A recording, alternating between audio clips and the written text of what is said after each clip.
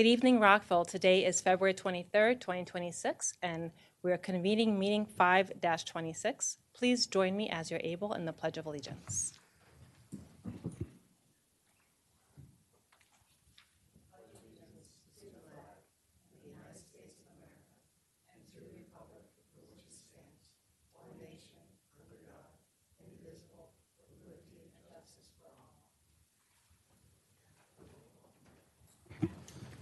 Thank you, Ms. Judy Penny. Do we have any changes to the agenda? There are no changes to the agenda this evening. Thank you. We now have the city manager's report. Mr. Mihalik. Mayor Ashton, members of City Council, ladies and gentlemen, good evening. I'm going to do something a little different tonight, if it's okay. I want to talk a little bit about this past month. So there's some really wonderful things that happened over this past month. It was Black History Month, and we had a number of events that were really very well received in the community. And then this weekend, we had our Lunar New Year celebrations, a couple of them, partnering with community organizations, extremely well attended, literally standing room only and people waiting outside the door. So they're all wonderful opportunities for us to create community and hang out in the community with family and friends and enjoy. Flip side, we've also had some really challenging times in the city over the past month too. We had a pretty interesting, unique winter storm. We had some very stressful calls into our police dispatch center, and we also obviously had an active shooter event. One thing that I'm very proud of, though, even though those are all, very difficult, stressful events for all of us, is that our staff responded very, very well in all three of those circumstances. I do want to give some praise to Mayor and Council. You guys provide us with the resources to provide training, and that training really does matter. And our staff not only attends training, receives certifications, but we do tabletop exercises, we do scenario-based training, and we really have plans in place, very specific plans in place for these types of incidences to make sure that when they happen, we're prepared, and the men and women of our staff can go into those scenes and respond really well, and not only protect the people that they're accessing those situations with, their coworkers, but more importantly, provide a much safer environment for our residents. So I'm just really proud of the team. I appreciate your support. Hopefully we won't have these instances again, especially 3 big events in the course of a month, but just know we are prepared. Thank you, Mayor.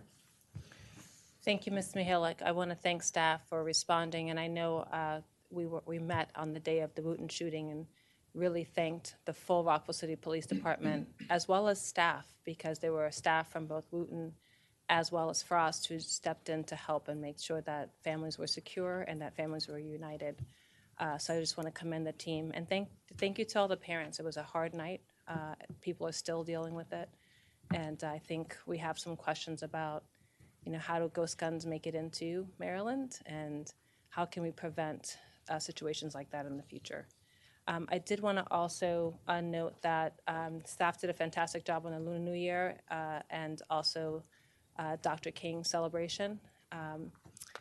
Interestingly, a key aide to Dr. King unfortunately passed this month, and I wanted to acknowledge Reverend Jesse Jackson, who also formed the Rainbow Push Coalition, as well was a tremendous advocate for social justice, and I think has made our world a better place. Many doors are open because he was here. And Dr. Miles and I also attended another key civil rights leader. Her funeral today was Reverend Dr. Ruby Reese-Moon.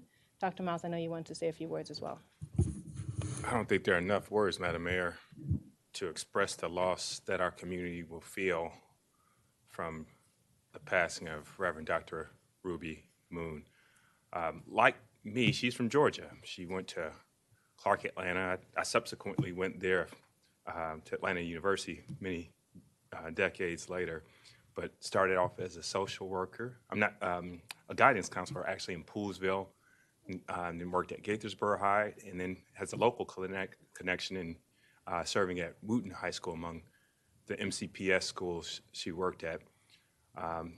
She went on to serve as chaplain for the University of Maryland, among other accolades, but the main thing I want to point out in the loss of this living legend, now recently deceased, is our commitment both, in the classroom. She, was on the Edmund Pettus Bridge and marching with folks on Bloody Sunday, helped to organize folks to attend the March on Washington with Dr. King when she first moved down here or up here to Maryland. But the best accolade I can and would want to share is in part how friendly, how representative of this community she was. When I moved here about 10 years ago, she welcomed me in just like any other student or grandkid, depending on how you looked at it, and was always praying for folks. Back home, we say we pray for you. You don't know if that's a good thing or bad thing, but I could always use it, and we will certainly miss her. We thank her family for allowing us to be with her, to mourn with them. And yeah, thanks for allowing me to say a few words, Madam Mayor. That's all. Thank you. And I'll just also note that she was involved in creating the Sweet Hour of Prayer in Rockville, and has done so much for so many people in this community, whether it was through counseling or helping to support the memorial and the Smithsonian Museum. She just was active until the very end. And as she would say, this little light of mine, I'm going to let it shine. It's a song that they played today. And I think her goal was to be a light to shine for the community. So I just wanted to acknowledge and thank the family, because we know with that kind of service, the families sacrifice a lot as well. Thank you. Councilman Van Grack. I just wanted to echo some of the comments that you made, Madam Mayor, and you made, Mr. City Manager, with regard to the amazing work that was done by not just the Rockville Police Department, but also the other law enforcement agencies over at Wooten. I know that going nearby to pick up my son there, I saw firsthand how they went into the building without regard, and also the organization and coordination. I have to tell you, in times like this, when you have this type of serious actions and emergency needs, you sometimes have people stepping on their toes, and the coordination that came from, I know Chief West, the police department, and the other law enforcement agencies that were there, Montgomery County Police Department and the Sheriff's Office, was tremendous. And I will also say, because I know I wasn't here last time, and thank you to Councilmember Miles for helping me to get to the reunification site, I can tell you that the Rockville Police Department also assisted with the reunification. There was a lot of disorganization happening early, and I know, Mr. City Manager, you and Chief West worked to help better organize the reunification. And I know by the time I got there, again, thanks to Councilmember Miles, the organization was done much better, and I heard from a lot of parents that it started to run smoothly. So huge appreciation to, I know, both city staff and all the different law enforcement agencies for truly making a horrible situation as best as it could be. Thank you. And also just thank you to Kathy Dantzler. She was also on site, came on her day off to support the community. Councilmember Shaw. Madam Mayor, I just wanted to echo my colleagues and just note Jesse Jackson was quite an inspiration to, I think, all of us, but particularly his work around the Rainbow Coalition. And just to add, Madam Mayor, to what you mentioned, the Rainbow Coalition was a coalition of working people and working families of all different backgrounds fighting for leadership, and recognizing that we all need housing, we all need food, we all need education, we all need these basic things to live and thrive. And that was what his leadership was based on. Thank you. All right. We'll now move on to community forum. Before I do that, I just want to note that the budget survey is still open. We are down from last year in terms of responses, so please share your feedback on what we should be funding and prioritizing in terms of programs and services in the city. Okay. We appreciate those who have signed up in advance. I'll also open the floor in case someone did not have a chance to sign up. We're going to open community forum now. We ask that all persons address the mayor and council. Please speak in a civil and courteous manner and be respectful of your fellow audience members. Each person is allowed 3 minutes, and we ask that you stick to the 3 minutes allowed. There will be a time clock in front of you. You will hear an audible beep when the 3 minutes are done. Please state your name and whether you live in the city of Rockville for the record. The mayor and council really appreciate all the ideas, suggestions, and concerns. With that, I'll start with those who have signed up ahead of time. Welcome, Jamie N.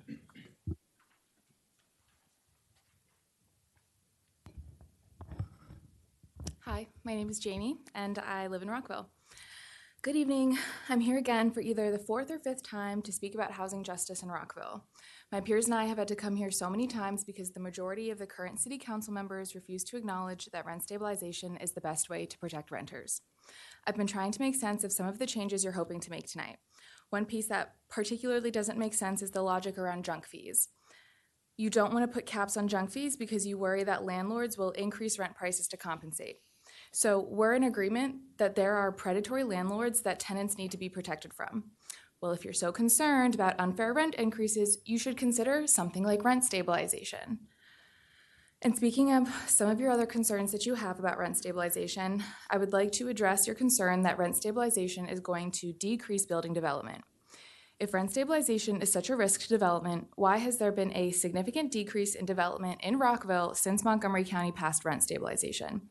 You said that we were going to get all of these development deals because we don't have rent stabilization here, and therefore we are more favorable to developers. So where's the development? Well, I've read the financial risk reports from various MoCo housing developers, and none of them really cite rent stabilization as an actual concern to their profits or developments. They're concerned about tariffs, cost of building materials, and a weakened labor force. I only have 3 minutes, or I would continue to knock down every single one of your empty concerns about the risks of passing rent stabilization.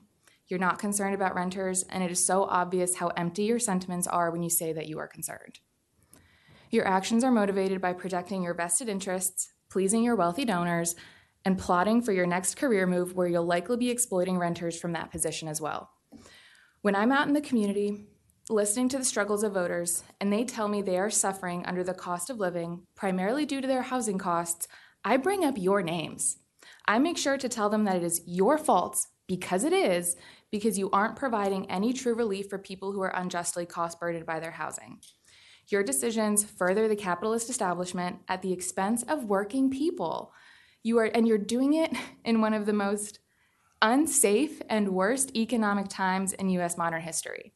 You continue to weaken protections meant for the most vulnerable people in our community, and that's incredibly disheartening, and I don't respect that as leadership.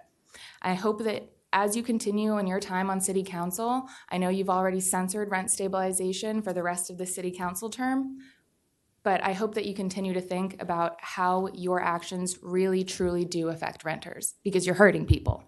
You're hurting people. Thank you. Welcome, Kathleen Kelly.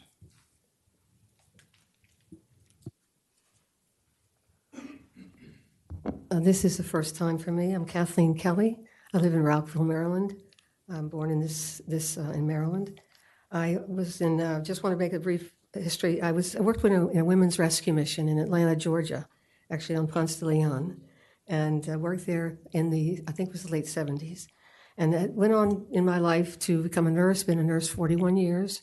Was with Mercy ships. I was overseas. I was in both England. We worked with John Major for the third ship, the African Mercy. I was in Africa as a nurse on the ship, and I took care of the Queen's cousin.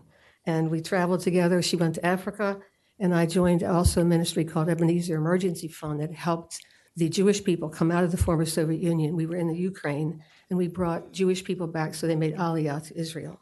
Those were my high privileges that the Lord allowed me to do, and I want to give him the praise, because the scripture tells us that without a vision, the people perish.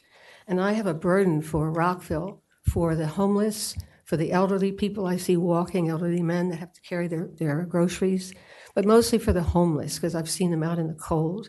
And I have a vision for the Marlowe building. I don't know what you plan to do with it, but I can see, since it's next to the Goodwill, that there'd be great potential to have that made into a rehabilitation facility. That's what's on my heart. That's what brings me here. But I want to read a scripture, just 10 verses from the Gospel of Matthew, because this is what drives me to do what I do, and I'm sure it does what as you as well. Verse 31 in chapter 25. When the Son of Man shall come in his glory, and all the holy angels with him, Then shall he sit upon the throne of his glory, and before him shall gather all nations, and he shall separate them one from another, as a shepherd divideth his sheep from the goats. And he shall set the sheep on the right, and on the goats on the left. Then the king shall say unto them on the right hand, Come ye, blessed of my Father, inherit the kingdom prepared for you from the foundation of the world. For I was hungry, and you gave me meat. I was thirsty, and you gave me drink. I was a stranger, and you took me in. Naked, and you clothed me. I was sick, and you visited me. And I was in prison, and you came unto me. Then shall the righteous answer and say unto him, Lord, when saw we thee hungry and fed thee, or thirsty and gave you drink? When saw we you a stranger and took you in, or naked and clothed you? When saw we thee sick and in prison and came unto thee? And the king answered and said unto them, Verily I say unto you, inasmuch as you have done it unto one of the least of them, my brethren, you have done it unto me. And that was written in Israel 2,000 years ago. And this was what drives me to do what I feel called to do. So that I would like to see that done in Jesus' name. Thank you. Thank you. Welcome, Grant Sims.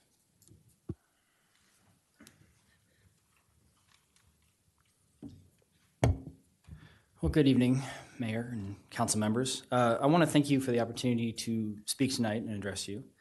I'd also like to thank you for the topic that you're bringing up tonight on the table when it comes to overhauling the landlord-tenant code. And I want to first start by saying that there's a lot of really good proposals that are on the table for inclusion in this overhaul, and I would encourage you to move forward with. In particular, the ban on pricing algorithms, which I know, Councilmember Jackson, that was something I saw you in Annapolis testifying in support of.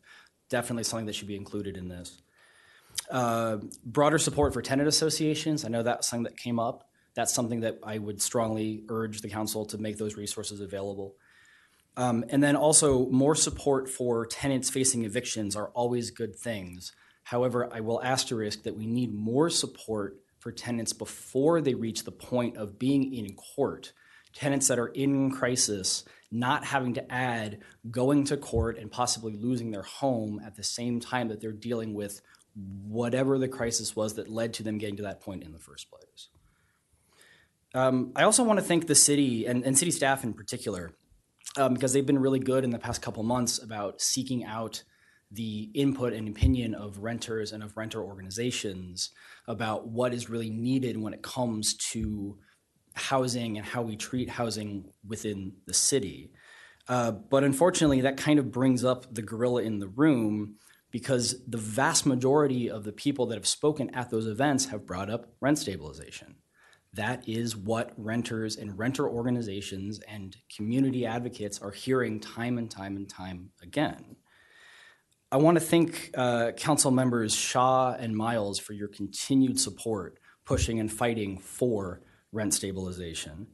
But it's unfortunate then that the rest of this body has not only voted it down, but then also censored the topic, which as far as I can tell is an unprecedented move in the history of the city. It's also particularly sad because we were promised that if we did not have rent stabilization when the county did, that we would have development that would come into our city and we would benefit and reap the reward. Instead, year over year in 2025, we're down 70% on new units developed. And we have got to dispense with this conservative line of thinking that giving large corporate businesses exactly what they ask for unquestioned will automatically create benefits in our communities. Because that line of thinking has led us in the last 50 years to a place of rising income inequality while those corporations have done quite well for themselves. So again, the last piece that needs to be in this is rent stabilization. Thank you. Thank you. Welcome, Christine Gerbode.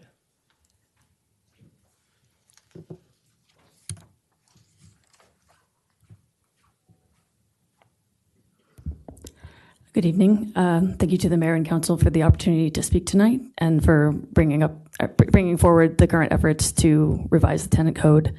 I'll keep my comments pretty targeted. I am a Rockville renter, for the record. I think the three things I wanted to touch on briefly were the topic of fee restrictions, of algorithmic pricing, and the potential for improved data collection around how the rental landscape in Rockville tends to play out. So I'll just say, as far as I saw, based on just the presentation included in the agenda packet for the evening, there seem to be concerns that fee restrictions may have a negative impact, but I'd like to strongly encourage the mayor and council to continue exploring those options with an open mind. It's frustrating because a monthly fee is effectively rent, and the difference between a fee and a standard rent payment that gets advertised is just that it's not visible until you are either at the point of signing a lease or after you've done so in some cases. And treating these like, it fails to capture the full picture for what renters are experiencing, to treat regular recurring fees that may be tacked on as totally separate from the picture of what they're actually burdened with on a monthly basis. Similar, in line with that, I think it's also, I'm excited to see that there's consideration of banning algorithmic pricing, in that those tools tend to serve to distort the market in a way that, distort the market by allowing for, what's effectively sharing of private information between renting companies in a way that is not accessible to tenants and serves, it's functionally price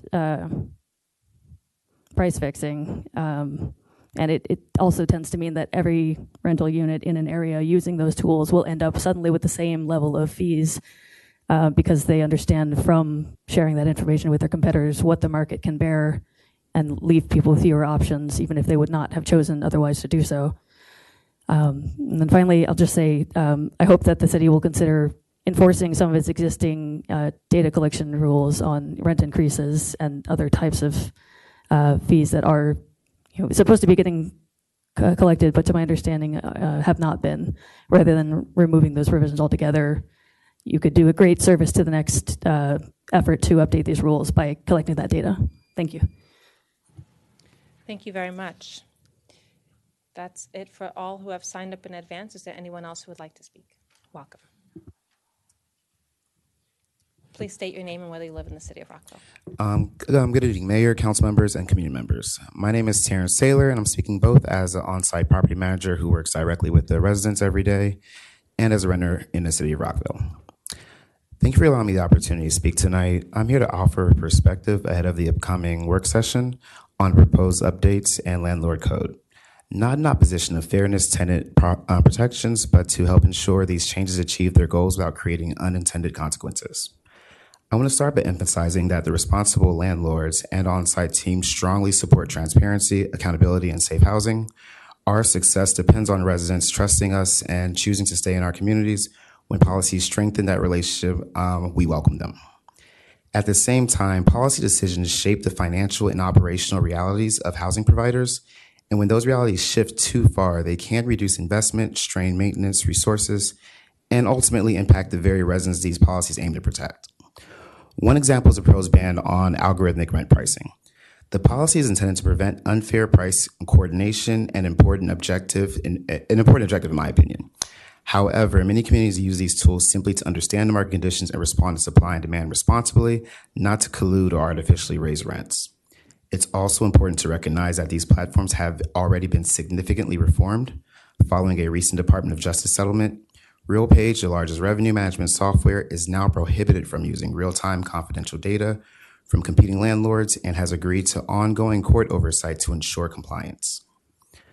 From a practical standpoint, removing these tools entirely may actually reduce price competition. Historically, many properties set rents annually as a part of a budget and rarely adjust them because of the administrative burden. Today's technology allows pricing to reflect real-time availability, which often leads to lower rents and better deals when supply increases. When these tools are eliminated, properties may revert to static pricing models that are less responsive to market conditions.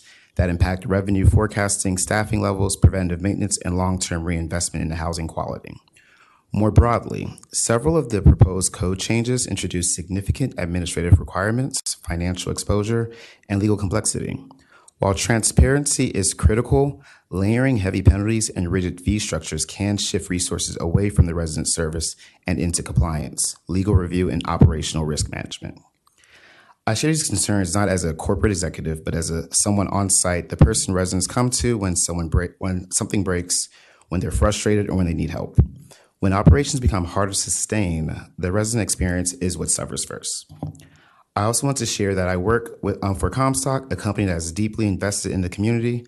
Comstock owns and manages two of the best properties in the market and actively pursuing additional developments and acquisitions, including an affordable housing project that has been approved by the mayor and council. Thank you very much. Thank you. Is there anyone else who would like to speak? Okay, all right. Thank you to everyone for providing testimony and sharing your concerns and ideas.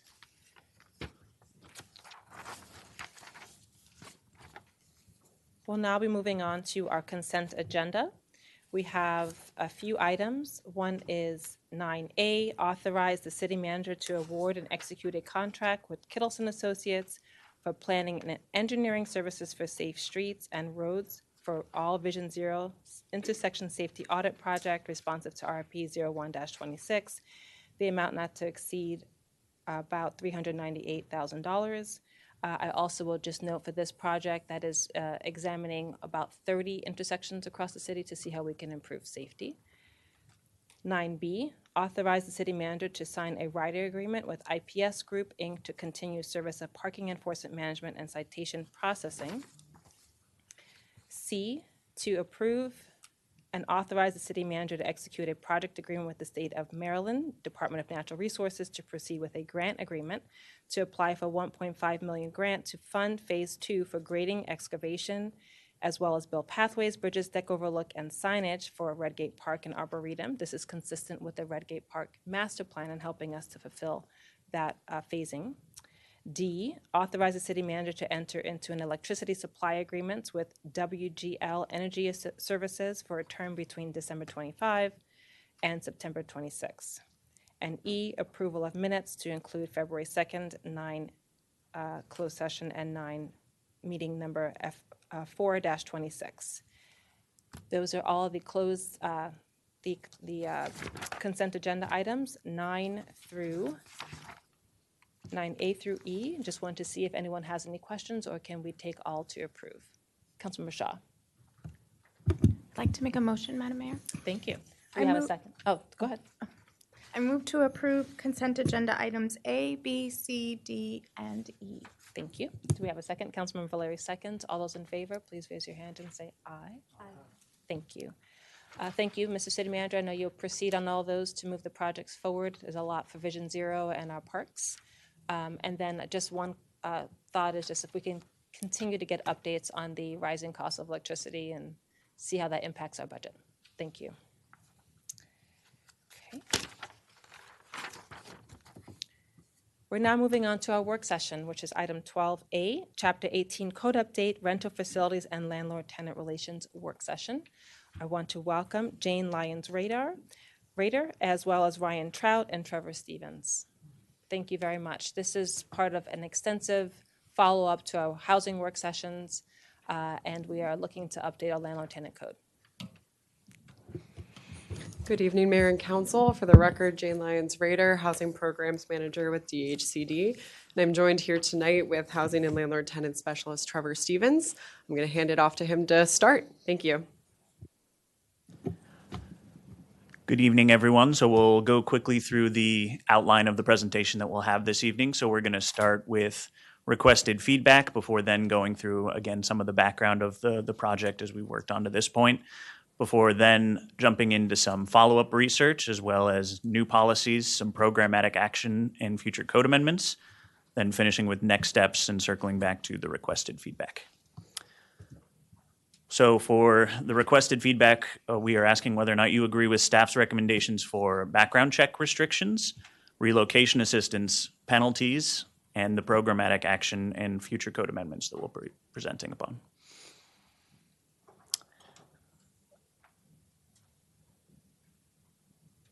And as a reminder for the background of the project, housing, as we know, is one of the 5 focus areas for mayor and council.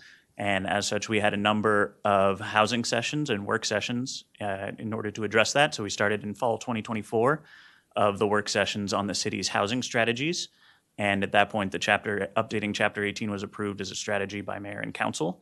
And then we had in June 2025 the work session on data reporting and transparency. In November 2025, we had the work session on rental licensing inspections. And of note for that, the enhanced inspection program was something that was born out of that work session and is something that is currently being implemented, but didn't require any code updates from us in order to be fully implemented. And then, of course, we had our December 2025 work session on some of the existing code updates as well as new policies that we were presenting. And some of the goals that we had for the landlord tenant code rewrite based off of feedback that we got from mayor and council included providing clarity, considering alignment, improving housing stability, as well as requiring greater transparency and reviewing local and national best practices and connecting data collection and city goals. And as far as the background for the public engagement, we had 2 virtual input meetings, one with landlords and one with tenants. During that, we just went through some of the trends that we've been seeing citywide as far as common complaints, as well as seeking feedback for areas that we felt needed improvement. As an extension of that, we published the Engage Rockville webpage with project information and provided an opportunity for people who couldn't make those input sessions to put feedback there, as well as track some of the progress that we were making throughout the process. And we also received input and met with a lot of our local shareholders and stakeholders. And just as a quick summary of the main items that we were hearing from those public input sections, specifically from tenants, they were most concerned about rising rents and a desire for rent stabilization, new fees, discrepancies between the city and county protections, lack of information regarding landlord and property, a desire for a relocation assistance policy, neglected or untimely maintenance, protection against retaliation, and lack of an air conditioning requirement.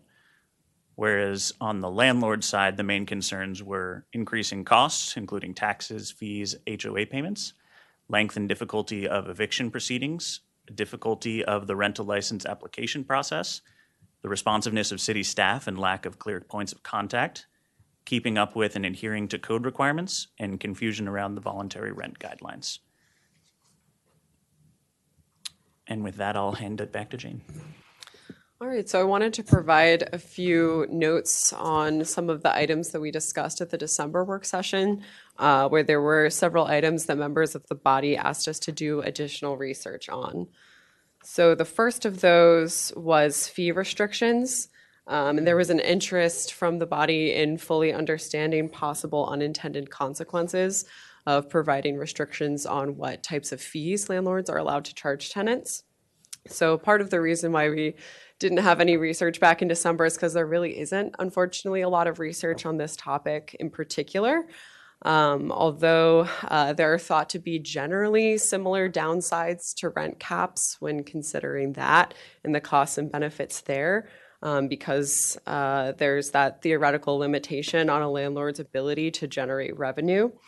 However, the way that we were proposing fee caps is that they would generally be limited to the actual cost to the landlord.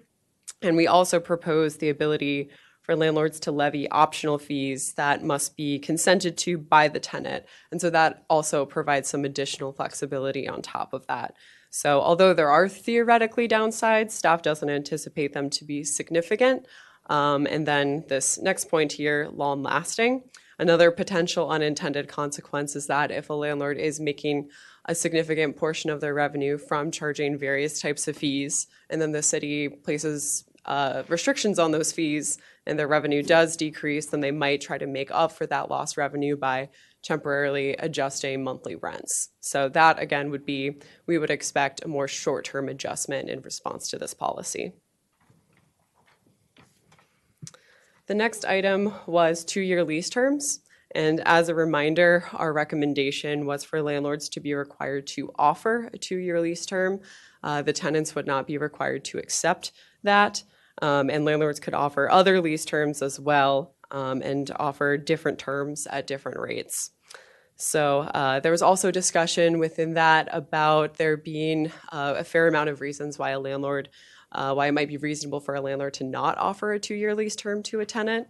So after discussing with the city attorney's office, we found that current code language that allows for landlords with reasonable cause to not provide an initial lease term of 1 year would also be sufficient to apply to that new requirement for a 2-year lease term to be offered. So that's our recommendation, is to just take that current language and apply it to that new policy. Again, not really too many studies, none really at all, on the effects of 2-year lease terms versus 1-year lease terms for residential properties.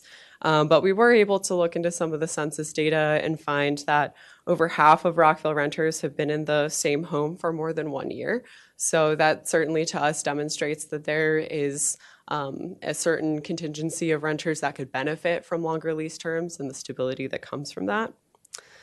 And longer lease terms can pose benefits and risks to both landlords and tenants. And those are further listed in the staff report, but just to provide a few, for example, for landlords, a longer lease term as a benefit, it can mean a lower risk of vacancy and a more stable income stream.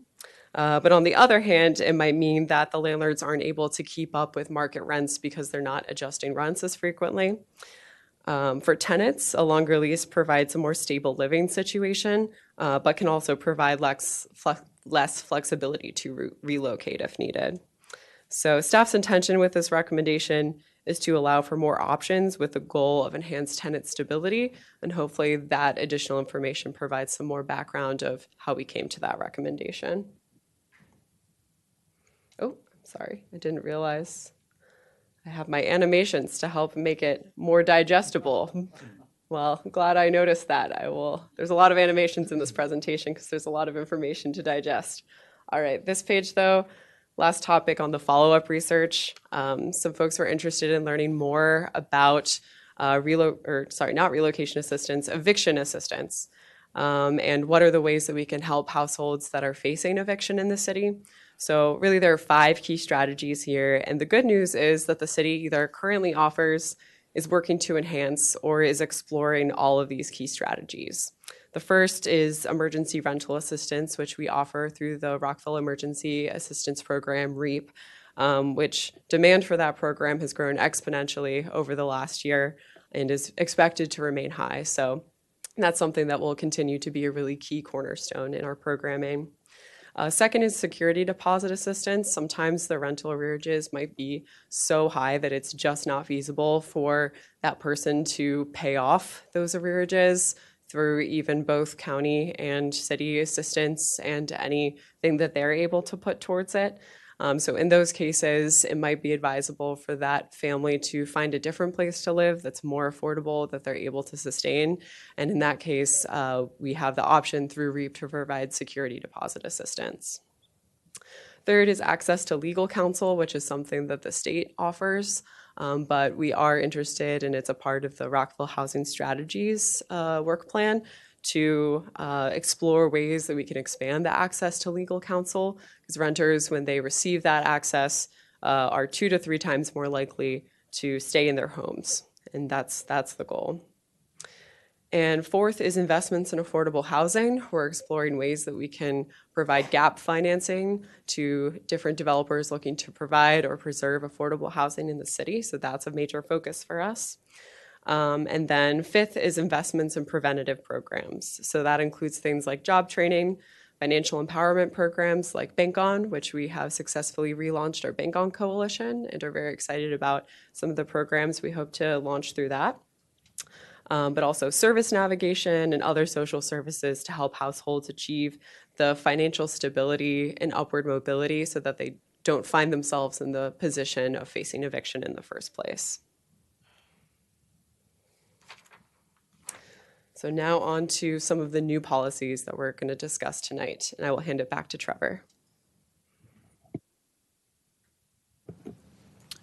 Great. So one of the policies that we initially started researching in was background check restrictions. And as we were researching background check restrictions, we wanted to try and and strike a balance between providing landlords an opportunity to still appropriately screen tenants without being overly punitive for tenants, excuse me, who might have histories that don't accurately assess their ability to be good renters.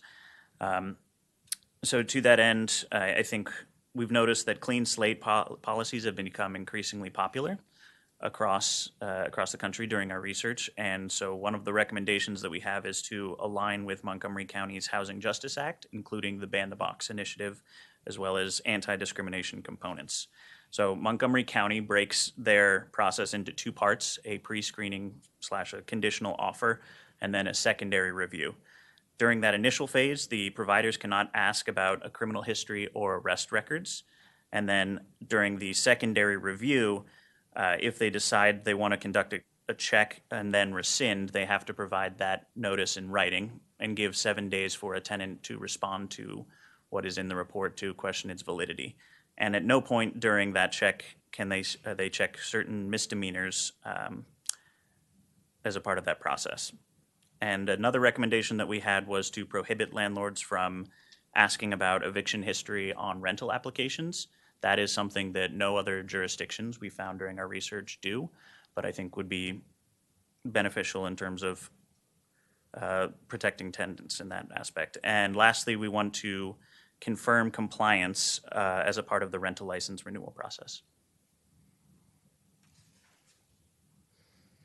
Another thing that we noticed, but we don't have a recommendation for at this time, is as far as eviction filing, we've noticed that increasingly there are a lot of tenants in our jurisdiction who have pretty high balances. We're seeing rental arrears over $10,000, and it can be difficult to find resources that adequately address those balances, given that both us and the county require active court summons or judgment in order to release our funds. And it's a potential for bad faith landlords to abuse the system by waiting a little bit too long to file for eviction, making it impossible for tenants to address that balance in full. And again, no recommendation at this time. All right, so on to relocation assistance. This is a pretty meaty policy, so there are several slides here. This is just the first one. So relocation assistance, this can be required in situations where the landlord is found to be responsible for the tenant's displacement, whether temporary or permanent. So after this, we will have recommendations for both a temporary relocation assistance policy and a permanent one. In the staff report, there are case studies from Montgomery County, Tacoma Park, DC, and Arlington and Fairfax counties and how they address this, as well as national case studies from Minneapolis, Portland, Seattle, and California. So there is a lot of overlap within those policies, but there's still a lot of things that are different about them. There are a lot of different ways to design a relocation assistance program. And from examining those case studies, we've taken from those policies to put together what we think makes the most sense for Rockville at this time. So our recommendation is to establish those requirements. First, for temporary relocation assistance, it would be required when the city has deemed a rental housing unit cannot be occupied. So typically that would be due to some sort of maintenance concern that makes the unit unlivable. And again, this is only in circumstances where the landlord is found to be at fault. It would not, the landlord would not have to pay if a tenant's in a week-to-week lease, or if the displacement is caused by something like a natural disaster or not caused by the landlord, something like a vehicle accident or criminal activity, a public utility failure, or an adjacent building failure. It would not apply in that situation. So the amount of assistance required would depend on the amount of time that the tenant is going to be displaced temporarily. So if it's 30 days or less, the landlord would be required to provide the tenant to temporarily place the tenant in a safe and sanitary hotel or motel, receive per diem money for temporary housing and expenses, or alternate comparable housing. If it's 31 days or more, the tenant would receive per diem money for alternate comparable housing, plus all reasonable moving and storage costs. So to dig a little bit more into exactly what that means, comparable housing must be similar in location and have similar number of bedrooms, accessibility, and pet allowance. So you can't take a tenant who lives in a 3-bedroom unit and put them in a studio and have that be considered comparable housing. Per diem payments, such as for food and laundry, would be set annually via mayor and council resolution. So for example, if somebody is put in a motel and they don't have the ability to cook their own food, they would receive every day a certain amount of allocation from the landlord of funds to purchase food. The landlord may require the tenant to use renter's insurance, but would be responsible for the costs required by code, but not covered by renter's insurance. So that way we're making sure that we're minimizing the cost to the landlord, but still holding them to the same standard as everybody else. The tenant would remain responsible for rent during the displacement period, but not for fees, for amenities or services that they can't access because they're not at the property, if they're not at the property. And then once the unit is safe to inhabit, the tenant would have the first right to return. So with that, a landlord can't offer the unit to somebody else while the tenant is being temporarily displaced. Now, for permanent relocation assistance, this would be required in a much broader array of situations. So the first being when the rental license is suspended or revoked. So currently, when a rental license is suspended or revoked in Rockville, the landlord must provide the impacted tenant with a 60 days notice to relocate. So this policy would remain the same. The only thing that would change is that the landlord is also responsible for providing this permanent relocation assistance funds in addition to that, should the tenant relinquish the tenancy. Second is that the city deems the unit uninhabitable and cannot be made habitable. Similarly, the tenant relinquishes tenancy in unpermitted rental housing that cannot or will not be permitted. Next, the tenant relinquishes tenancy following temporary displacement of at least 6 months. And if the unit is about to be demolished, remodeled, redeveloped, substantially renovated, or changed in use, requiring a tenant household earning less than 50% of the area median income to relocate. So this is the only one of these circumstances in which it would be focused on just households of a certain income. And the goal of this policy is to really prevent displacement and homelessness. So a tenant may have to be displaced from their current rental property, but we want to ensure that those households are given what they need to smoothly transition to somewhere else, hopefully not too far from where they currently live. So what would the payment include? First, a full refund of the security deposit with the accumulated interest and the pro rata rent for the remainder of the month. These first two things are things that the landlord would very likely be required to provide anyways.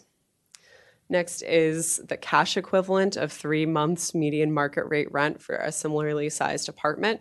And this is really the biggest part of the relocation assistance is those 3 months of the median market rent to provide that 3-month gap to help somebody find somewhere new to live.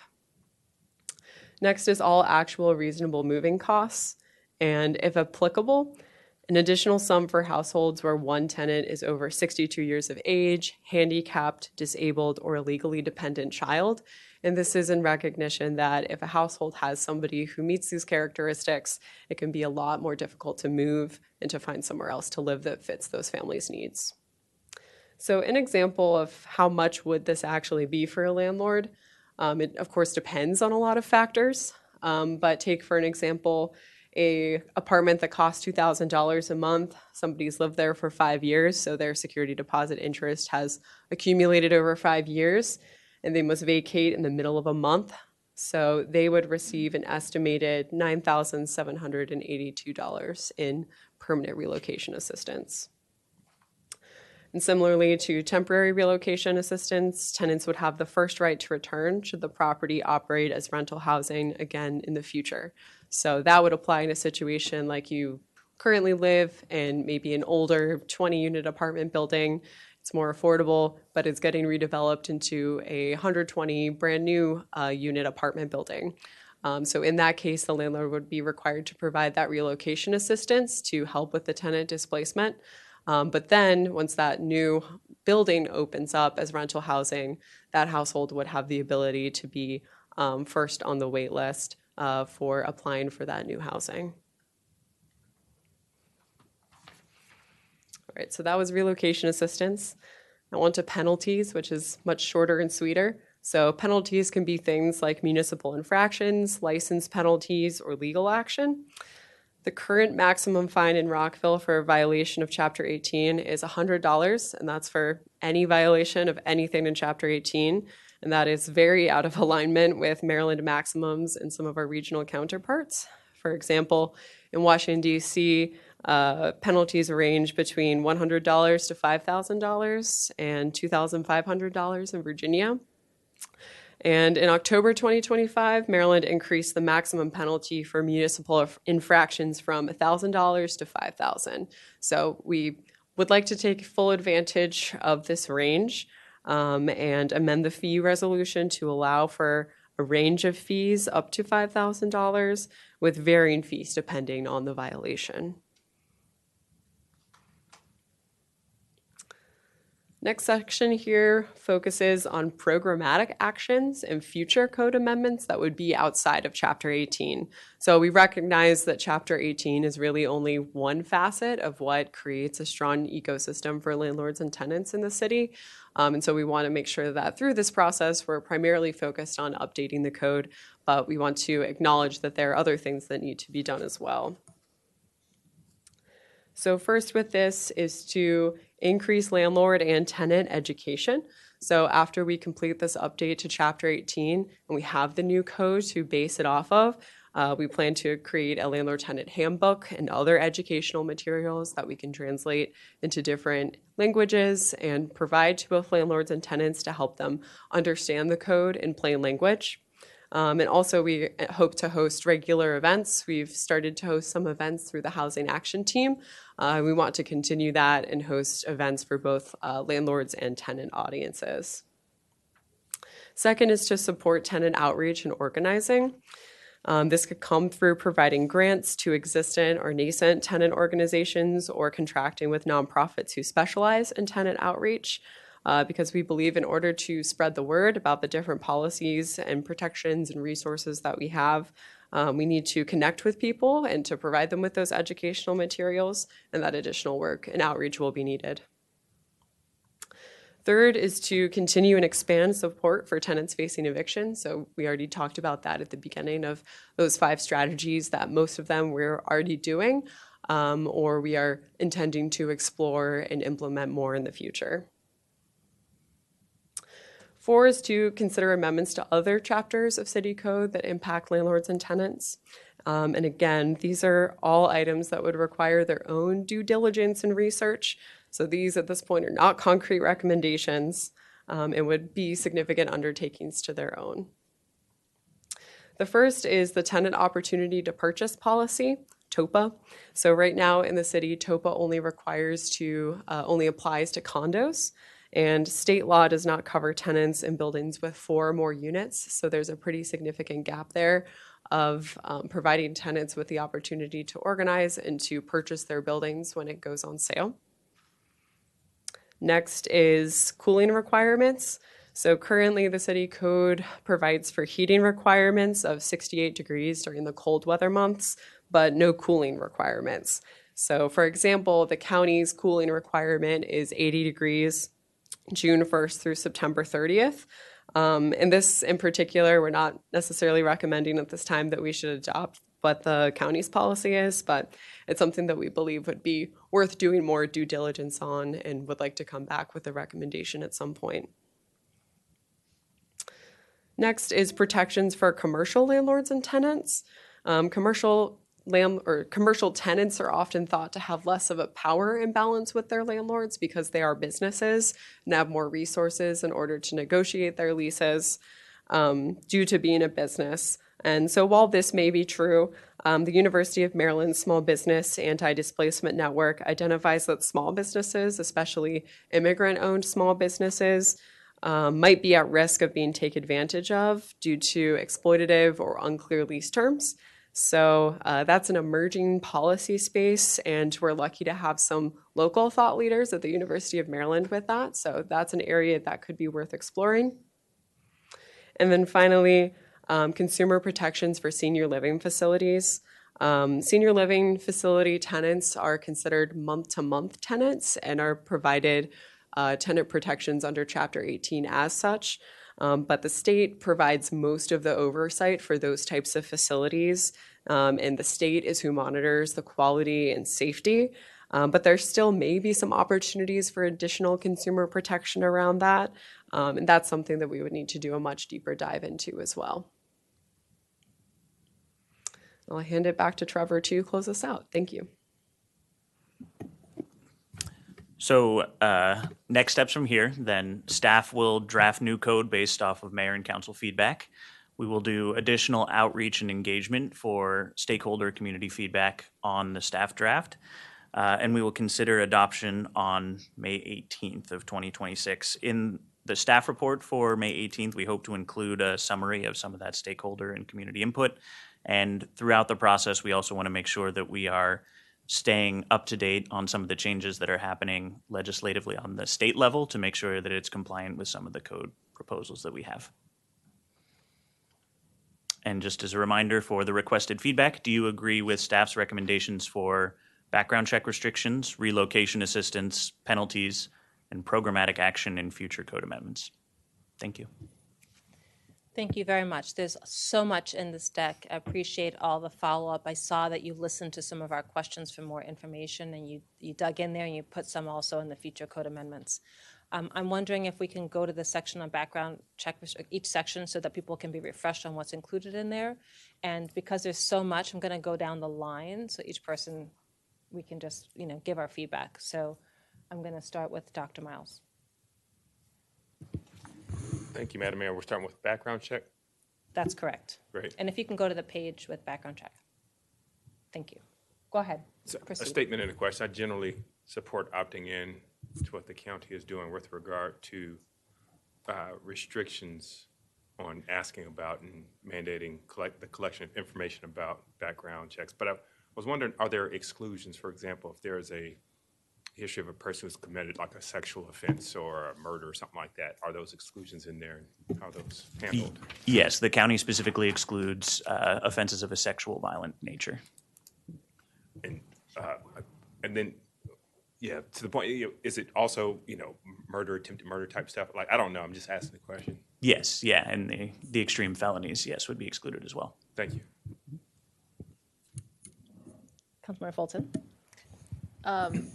I'm also in favor of matching the county, but I guess one question, just so I understand, the inverse of the restriction, what is a landlord permitted to look into when evaluating a tenant? What remains? With outside of the background check restrictions, Yeah. You could look into potentially credit history, Okay. and then eviction history as well. But we're restricting eviction history, no? Outside of our proposal, yeah, but Okay. They would still be welcome to look up court records, but not necessarily explicitly ask about eviction history on the application. Income? Income, yes. Okay. Yeah, I'm in favor, thanks. Councilmember Valeri. And Councilmember Fulton took my question on that one. I was going to say, can landlords obtain eviction history any other way beyond requiring potential tenant to disclose? This is actually just kind of a thought exercise for myself, and it's kind of outside the purview, perhaps, of the discussion, but do we as a city actually comply with the county's ban the box initiative in our hiring process? Maybe we can put a pin in it, because if we're going to be consistent, it would be nice to also see the city in doing that as well. Let us circle back. Thanks. Yeah. It just popped in my head. I think that would be great. I'm very much in favor of not requiring eviction history. I would like to not have credit checks. I don't think I'm going to have any other people supporting that one, but I think it's also can be used punitively. So, yep, I am fully in support of staff recommendations in this section.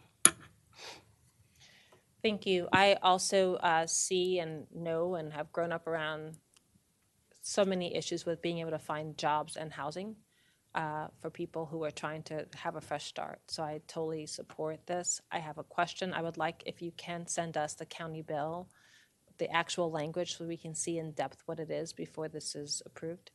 I also, there was one misdemeanor that I had a question about. I don't love the indecent exposure, similar to the comment on sort of sexual offenses. Unfortunately, I've had some interesting experiences where I've seen children exposed and people who repeatedly expose children. So I was curious about that exclusion. And that was the only one that stuck out to me. But I also note that this is misdemeanors, and if someone committed murder, or that does not fall under the ban the box. Isn't that correct? Okay, I just wanted to follow up on that. But yeah, for me, it's maybe not exactly the county, but I have the concern about indecent exposure. And thank you. Thank you, Mayor. And I have additional questions, but I will restrict it to what we're doing right now with it, which is the staff recommendations.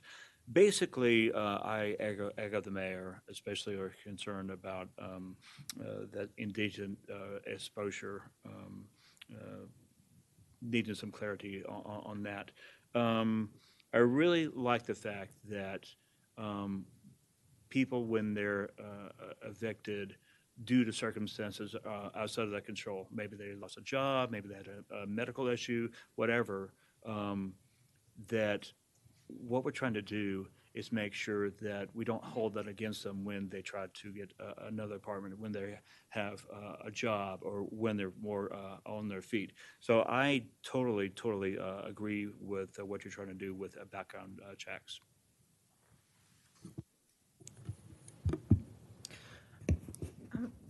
I also strongly agree here with background check restrictions.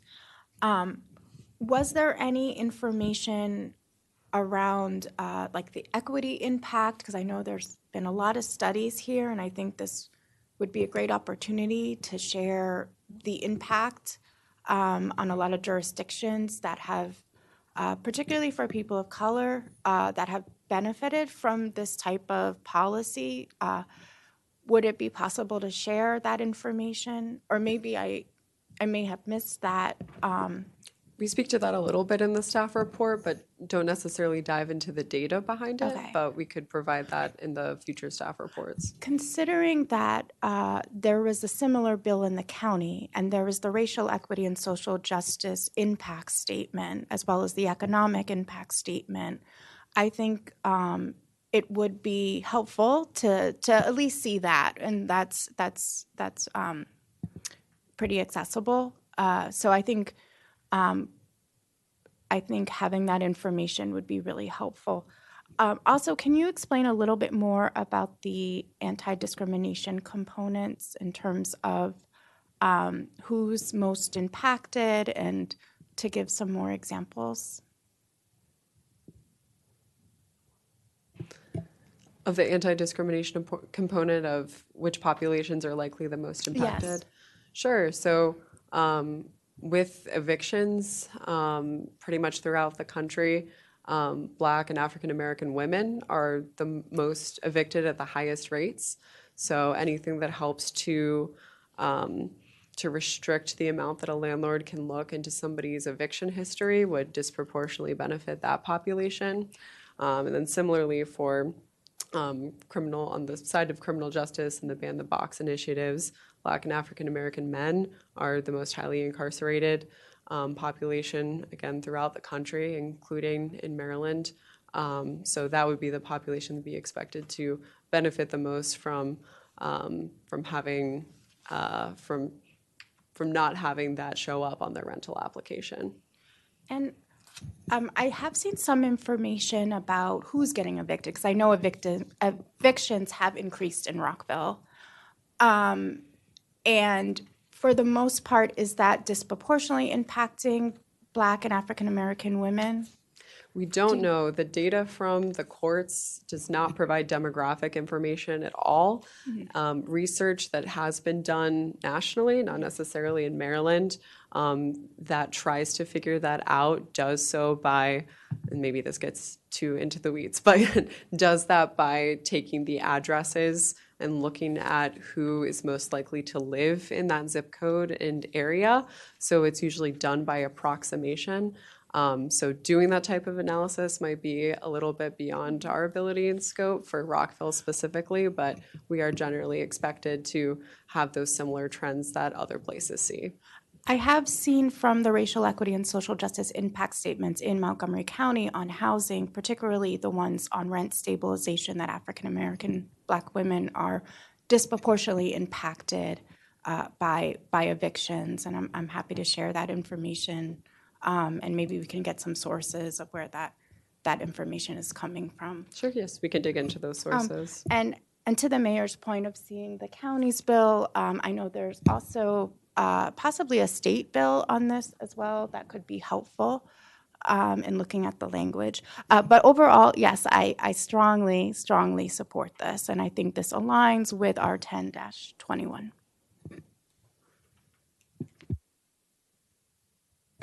Councilmember Van Grack. Thank you. I generally support a lot of what my colleagues are saying. I think these types of restrictions and recommendations are good. I do have one question with regard to the evictions and the questions regarding evictions, because I read the staff report, and I think you're absolutely right.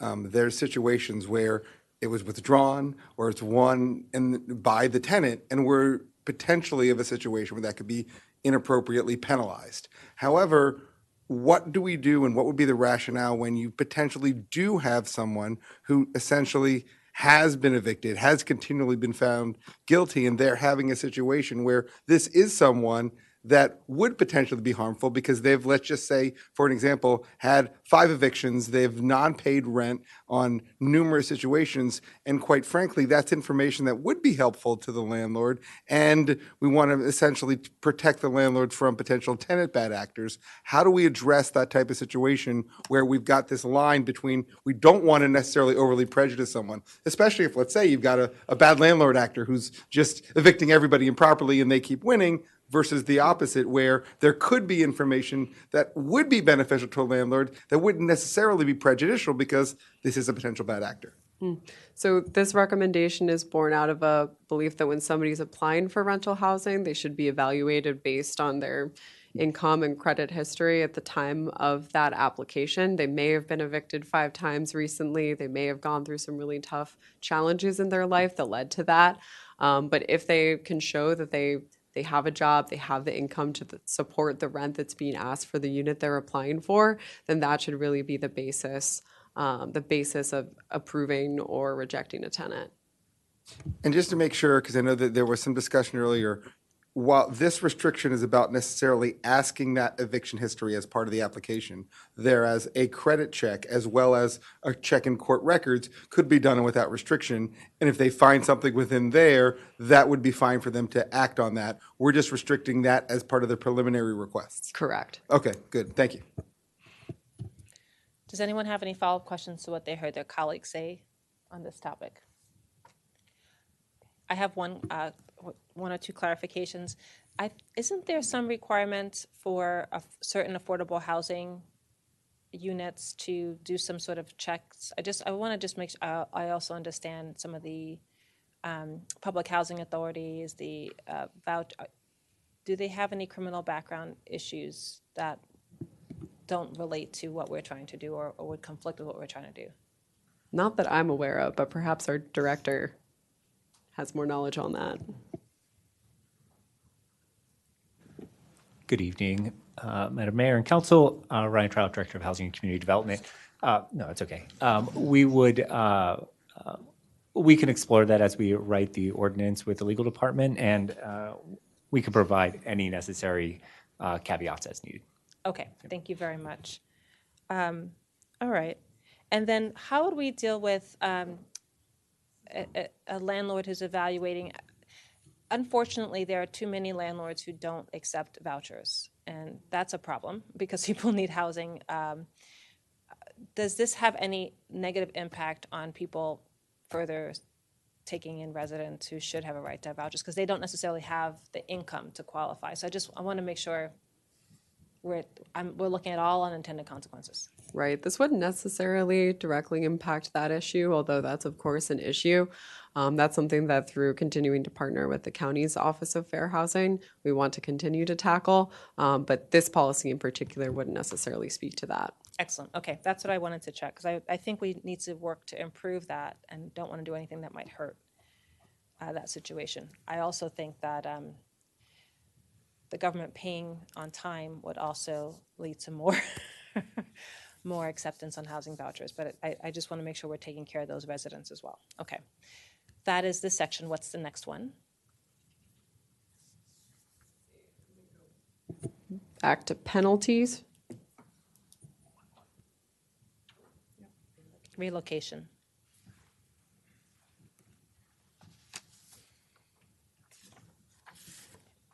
And I'll go to Councilwoman Fulton first this time. All of this made sense to me, maybe except one thing. In a temporary displacement for 31 days or more, the tenant would get a per diem to cover the housing, which I get, but is also still responsible for the rent. I kind of get that because it's even Steven, kind of, but it also feels, why are they paying rent on a place they can't actually live in? So the idea behind that is that the landlord likely still has payments that they need to make.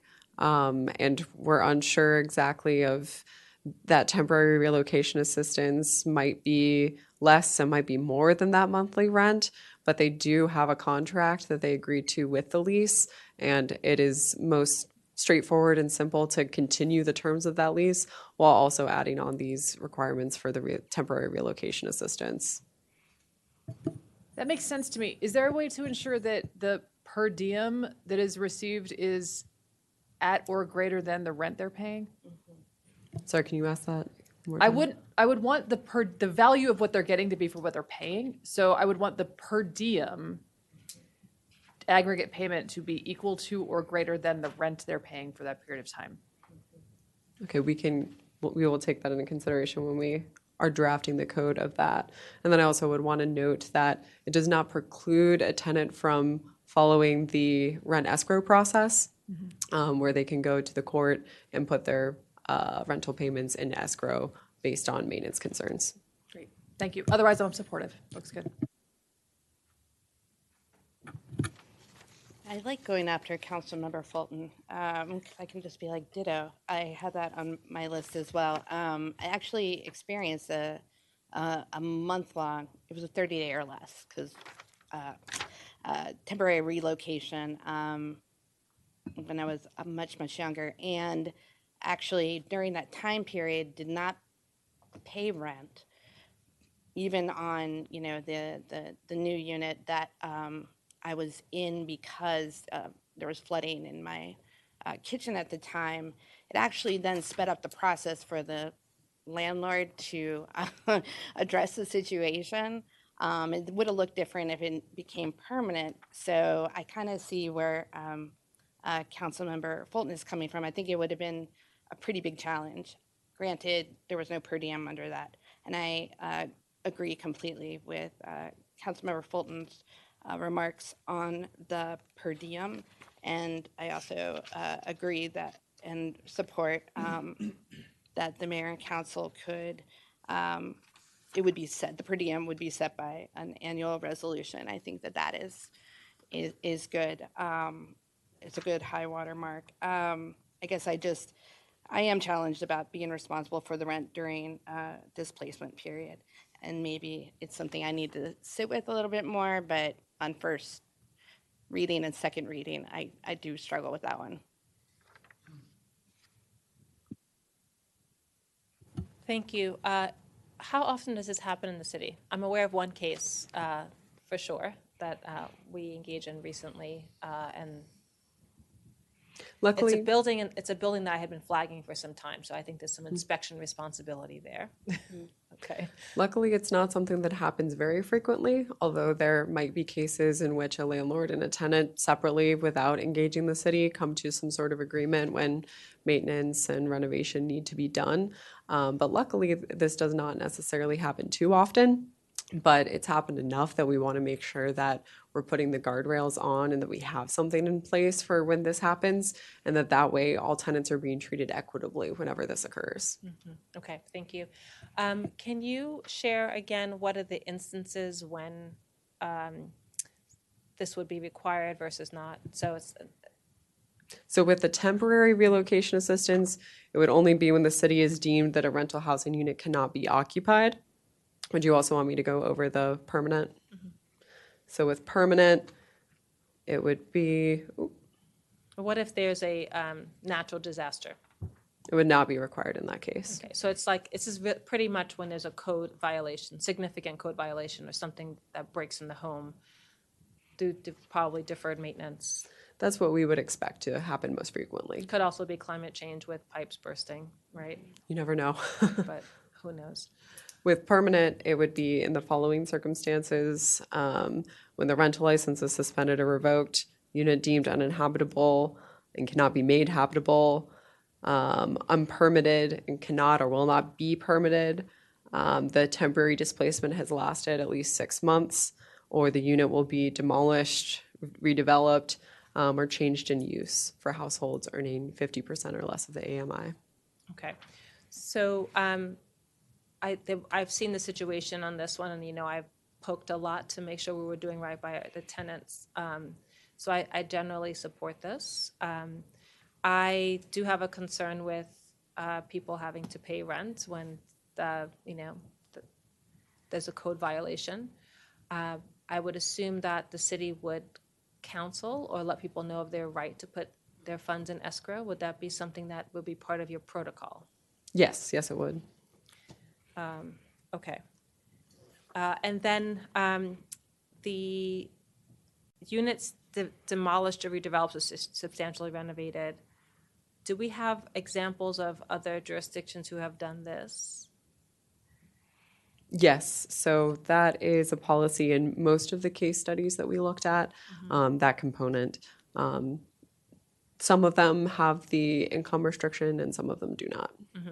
So if someone is redeveloping a property, it's only if the lease is existing, correct? So once the lease expires, they no longer have to do that. Correct. Okay. And then they would have right of first return. What if they can't afford? If they cannot afford it, then the landlord would be within their right to reject them, but they would have that opportunity to at least apply. And that would include if there are MPDUs or other affordable units that are included in the redeveloped property, then the tenants would have the opportunity to apply for those which might be more affordable. And if they're going to demolish a building, because this could happen, right? How much do they have to pay? I know you said it could be up to $10,000, is that right? It really depends. Let's see. It really depends on, how much is the security deposit? What would the cash equivalent of the 3-month median market rate rent be? Right, the term of the lease, do they have that household? So it would really depend. But that as an average of what we would expect to maybe be a standard case was that around $10,000 figure. Okay. And how could we make sure that because of the stipulation, people don't start discriminating against this population and not renting to them if they know that they're going to have a redevelopment in the future? That's something that we can think about as we put the policy together.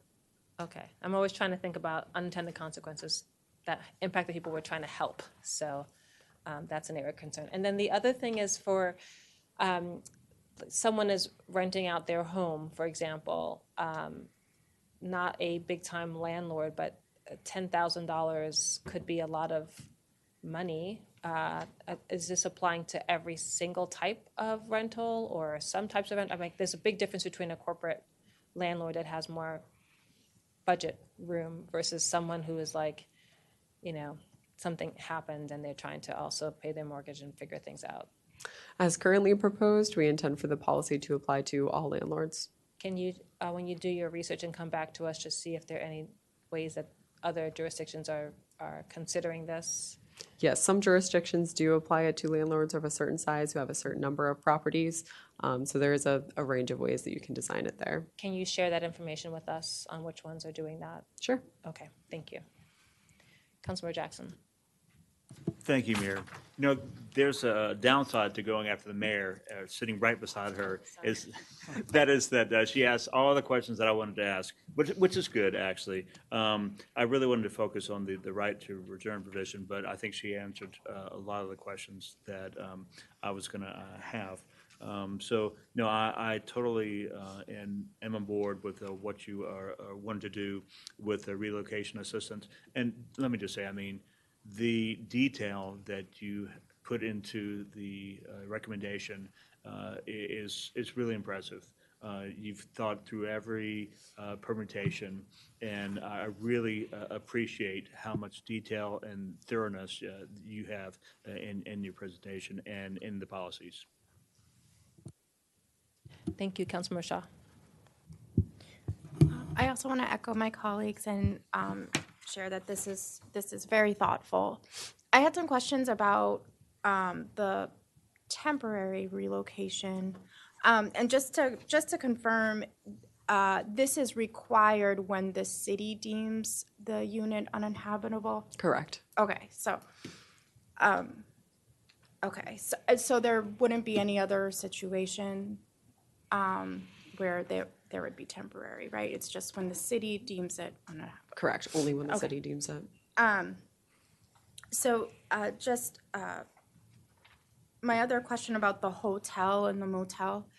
So one of the main concerns when I'm supporting tenants when they're on the brink of eviction is having to move to a shelter or having to move anywhere where it's outside of the city of Rockville, because sometimes that's the place that's available, and that disrupts their kids' education.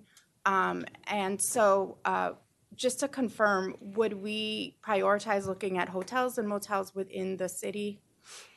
Yes, it would need Or to be like- similar in location. Okay. And can we put some guardrails around that, like a mileage, just to make sure, because that's like one of the greatest concerns. And I know that there are even some parents that would rather not even go to a hotel or motel that's far away just because of their kids' education and wanting to have that type of housing stability. Yep, as we look at writing the code language and getting more specific on those things, we'll look at how other jurisdictions who have these policies figure out exactly what that similar location means and what those guardrails might be. Okay. And then if there are more than one tenant having this particular problem, like sometimes we go into buildings and sometimes tenants have similar issues and like mold or what have you, part of the process, and I think this is what partly the mayor touched on, but will we also share like the Tenant Safety Act, for example, so that tenants are aware that they can organize and put their money collectively in escrow? Yes, that would be part of the information that we could provide when working with tenants in a Because building. I think it's important for one tenant, but I think it's really important if there are several tenants that can use that act. Okay, and I do generally agree with this, so thank you. Councilmember Van Grack. First, I do want to echo some of what my colleagues, Councilmember Fulton, Councilmember Valeri, and the mayor specifically were talking about some of these cost comparisons. I want to make sure that we have it right, but I want to talk about another issue that we've got here. And I understand that our goal here, and I definitely agree with the goals here that we're talking about with the relocation assistance, both temporary and permanent. But as I understand it, we're focusing specifically at situations with the landlords at fault, right? And so my concern, and I want to make sure that with what the code that we're drafting, we're addressing it, because you did a wonderful job within the case studies. I took a look. There's a clearly differentiation of what other jurisdictions have done in the case study. But my one concern is kind of due process with regard to landlords and the tenant. If we're basing this decision on landlord being at fault, I think we have to make sure that we have a system that protects both the landlord and the tenant with regard to whom is making that decision and how it's made.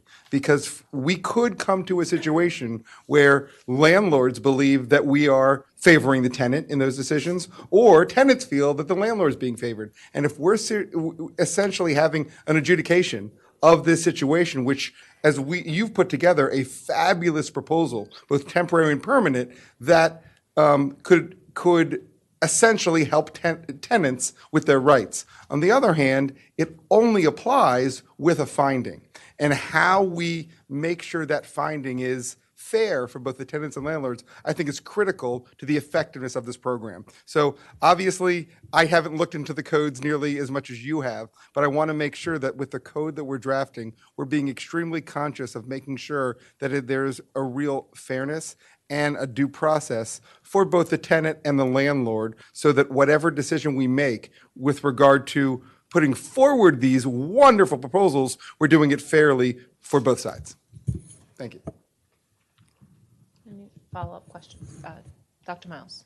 Thank you, Madam Mayor. I want to echo my thanks to you all for this presentation. As always, I think because you all do such a great job, we give you such great questions, and so many of them. To that end, the only question is just to extend a point previously stated by the mayor, trying to figure out how to determine fault. Particularly, she mentioned a water main break. I don't know if it happens within the building. I'm trying to figure out how it fault be established. Or, and I think this may be obvious, but say there's a fire in a tenant's building caused by the tenant, and people are displaced. I'm thinking about the fireside example. Would they have to be provided relocation assistance then? These are all hypotheticals, but I'm just curious, trying to be mindful of landlords too. If the landlord was not at fault, the landlord would not have to provide the relocation assistance, although part of the consideration when drafting the code will be if we can also hold, if there is another party that is found to be at fault, such as another tenant or a adjacent property owner or whoever it might be, if we can hold them to these standards of providing those funds as well. Got it. And then the water main issue is just, I guess, a hypothetical. We have to cross that bridge when we get there, I imagine, or, okay. Thank you. I have nothing else. Thank you. Okay, some of my colleagues have follow-up questions, so we'll just go to Councilmember Kate Fulton. Sorry, and apologies if I missed it, but I didn't think any of this was actually based on a finding of fault. It's a finding of habitability or non-habitability, right? It's a finding of habitability, but then we would also need to find that the landlord was at fault in order to have this policy apply. Why? Because we would need to be stating that we're holding them accountable for upholding this part of the code. And so in other jurisdictions that have relocation assistance policies like that, there are cases where landlords do claim that they are not at fault and thus not responsible for paying the relocation assistance. And in that case, we would need to be able to back it up, and those cases might go to court. Are we talking about permanent or temporary?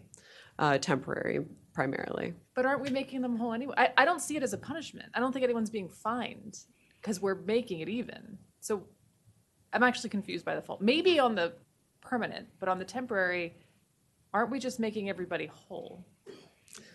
The landlord would be expected to provide funds in that case, which they could be at a loss for those months. That complicates it, but okay. Can I just, there was an example where this isn't a building that I have been flagging, but a tenant had to be relocated and the hotel per night was more than added up to what that tenant would have paid. But the tenant needed to have a place to live. And so the landlord had to pay a hotel fee for that tenant. Again, the rent was less than what the landlord had to pay for the hotel. That's just one scenario, and I'm sure there's others. Hope that helps. Councilmember Fulton. sorry, I'm back on this though. Faults, like, I'm just picking up what my colleagues are just now realizing, like negligence, malfeasance, intent. Like, how are we doing this? Mayor, if I could jump in on this. Please do. I think I understand the line of questioning in a big way. I really do. In fact, we talked about this in some detail at staff level, but we want to be really careful about saying that we have found beyond a shadow of a doubt that the landlord is responsible. But in our case, if it's something like it's very common, like the HVAC system isn't working and there's lack of heat, it's clearly the landlord's responsibility. That unit is no longer occupiable because they can't meet the building code heating threshold. They should get temporary assistance until it's paid that much. So if it's arguable whether or not, we still may ask the landlord to relocate. We are still going to ask the tenant to pay their agreed upon amount for rent that's in the lease, because the challenge is when we have experiences in the city where there's so many unoccupiable units, if there isn't any revenue coming back into the landlord, then there's less a chance they're actually going to renovate those units, get them back in line, and then we have an affordable unit expansion throughout the city, if that makes sense. So that's how we're trying to put our hands all around this. But we do envision some cases where, unfortunately, a tenant may do something to their unit that makes it unoccupiable. That's what we're trying to focus in on. But it's not absolutely clear cut until we look at the actual circumstances of the case. But we're not trying to be judge and jury about fault. Thank you. Yeah, I think there needs to be a lot more clarity shared with us on those particular cases, because we've seen the gamut, a lot of different situations. So all within the past year. Yes. So Councilman Valeri. I have, actually, it's two follow-up quick comments. One, I think we need to be really thoughtful about applying this equally between non-corporate and corporate landlords. I think that especially when we start getting into the cost of temporary relocation, I would just flag that. I'm thinking of the individual that may be renting out a home and owns 2 or less properties versus some of the larger corporate landlords. Then my other comment super quickly is when thinking about comparable units, and we kind of touched on this, but at first I was like, well, of course it'd be within city limits. I think that might be challenging. However, I would even, we could maybe just assess some options there. For instance, if there are school-aged children, looking at options that would allow them to remain within their school boundaries, stuff like that. There might be some kind of ways to thread that needle, because I think it's going to be difficult. It's difficult for larger families too, right? To find a hotel or extended stay sort of spaces that would be able to house them. And I think we need to do right by all families, all sizes. So those are just kind of a couple of my thoughts. I want to pull that question a little bit more, just on some of the real life situations I've seen. Sometimes people have pets. Not all hotels take pets, and so that really becomes a challenge.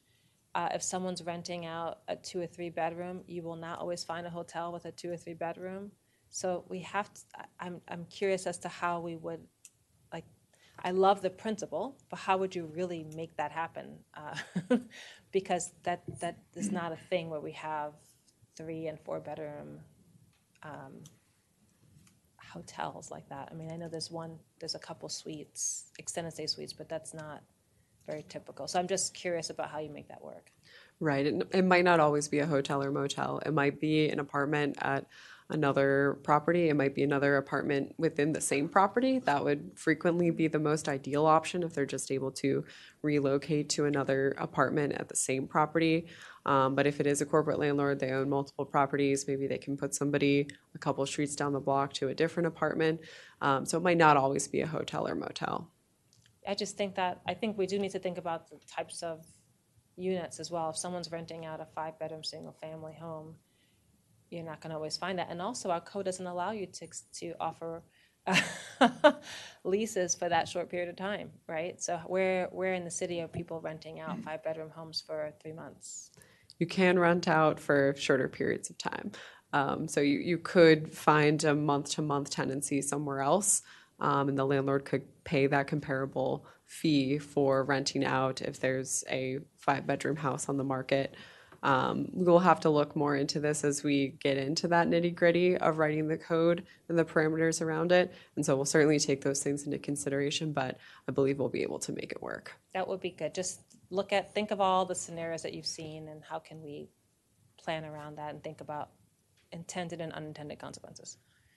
Councilmember Van Grack and then Councilmember Shaw. And sorry, and you know what? Just go down the line. Councilmember Jackson, go ahead. We'll just be still. Thank you, Mayor. So actually, my question relates to something that Dr. Miles was asking about, and I was curious about this, and I thank him for raising it. And so I want to pull on the thread a little bit. So in cases where then the landlord or the tenant are at fault, let's say the tenant starts a fire in another apartment and it damages your apartment, or a car crashes into your apartment. What happens then? So the goal would be that we can hold whoever is at fault for causing that displacement accountable and to pay those fees. Realistically, that might not always happen, but that would be the goal of the policy. So, but it's working its way through the courts, I guess, and that will take, honestly, a matter of months or even years. So, I mean, what happens to the tenant who is displaced? Their apartment's not usable.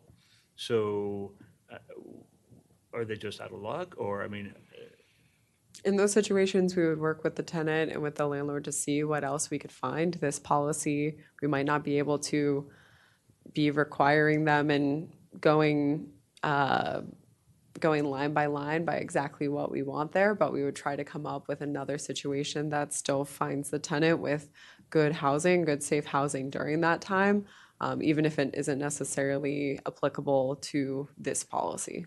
and so another follow-up question is, what about the rent?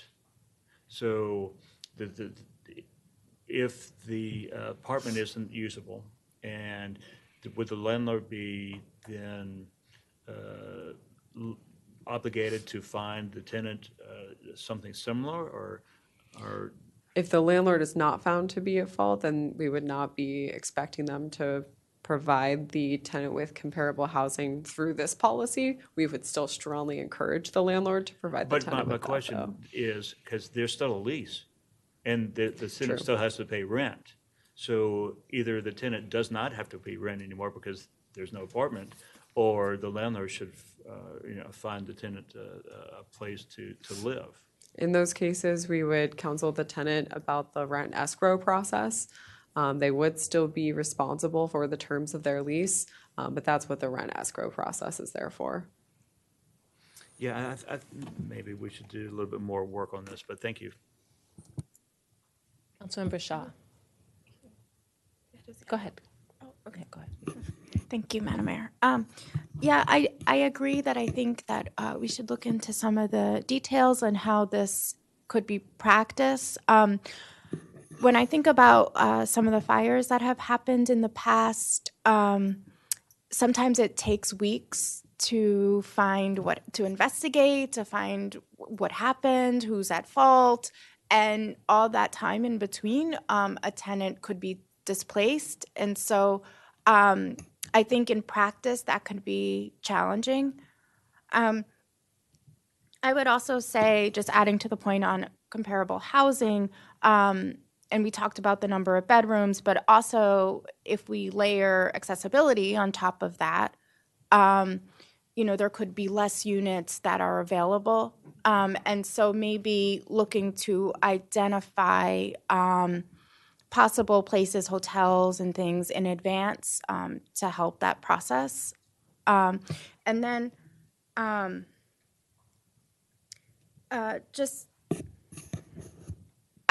I think that we have to kind of think through a lot of different scenarios, and you know, I also agree with the intent here, but I think in practice there's a lot of different circumstances that can make this very tricky. Thank you. Councilmember Van Grack. As you can see from even more of my colleagues' suggestions, I'm still kind of want to make sure this fault is addressed because there's layers upon layers. And just as some of my colleagues were talking about, in Maryland, we've got a contributory negligence, meaning that if there's one fault, minor fault on behalf of the defendant, there's no fault of anybody. And I know this body, and I know Councilmember Valeri has been a strong advocate for the problems inherent in that type of issue. What do we do in a situation where there's fault on behalf of the landlord and the tenant? So there's layers upon layers of this that I think we have to make sure, because we don't want to necessarily penalize landlords for what's going on. But just as Councilmember Shaw said, there could be situations where we had to make sure we take care of the tenant. So there is a lot of layers to unpack here. And I just want to make sure that we're doing it fairly, we're doing it right, we're taking a look at all issues, and it isn't just something that we kind of throw up and not necessarily see how it's sticking to the wall, because I think there's a lot of layers, and I think how we draft the code is going to be instructive on it. Councilmember Shaw. Thank you, Madam Mayor. I also just want to add, in practice, I know sometimes it can be challenging from a tenant's perspective for a landlord to admit that there's fault. And that can take time, and just something to think about, or, you know, on both sides. But I've seen a lot of issues where sometimes it can take a long time. So going back to what I was saying, that I think this is, there are a lot of different layers to this in practice that we can think through. But I really greatly appreciate putting this together. Thank you. Thank you. And I would just say, I hope that our inspections process is improved so much that people won't have code violations. But there's work to be done there. I think as we strengthen that program, you'll have less issues. But there are several buildings that probably a lot of people would be able to apply for this, unfortunately, and we got to fix that. Okay, what's the next topic? Oh, Councilmember Valeri, one more. Just popped in my head, and I apologize. I think another wrinkle in this, and is something that I keep pondering, is because we do have a lot of buildings who are at our condo, and those individuals will rent out their individual condo units. So I just want to throw that as a potential wrinkle in terms of, you know, we're thinking about property management company versus, in that instance, you know, the condo owner being the landlord, but they have a property management company. I just wanted to flag that as it just popped in my head. That's a good point. There was an issue before the three of you were here, actually, where there was a HOA managed company property. There were a lot of rentals in it as well. And there was two separate instances. One was a big water issue, and I think maybe water or fire, but there were two separate instances back to back. One was question about, you know, whether someone did something. The other one was there deferred maintenance that led to an issue. So this could be tricky, and I look forward to how you bring this back. I also want to say this seems to be needs a lot of time, so I wouldn't want to hold everything else up if we need more time on this. I just wanted to say that. Okay. All right, next topic.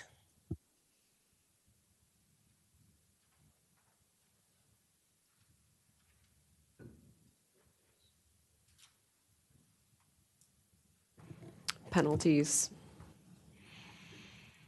Councilmember Valeri. Hey. I'm so used to the new system. Yes, I absolutely agree with the recommendations, and I actually also agree with the varying fees depending on the violation, and I would be open to looking at varying fees depending on corporate versus non-corporate landlords. Thank you.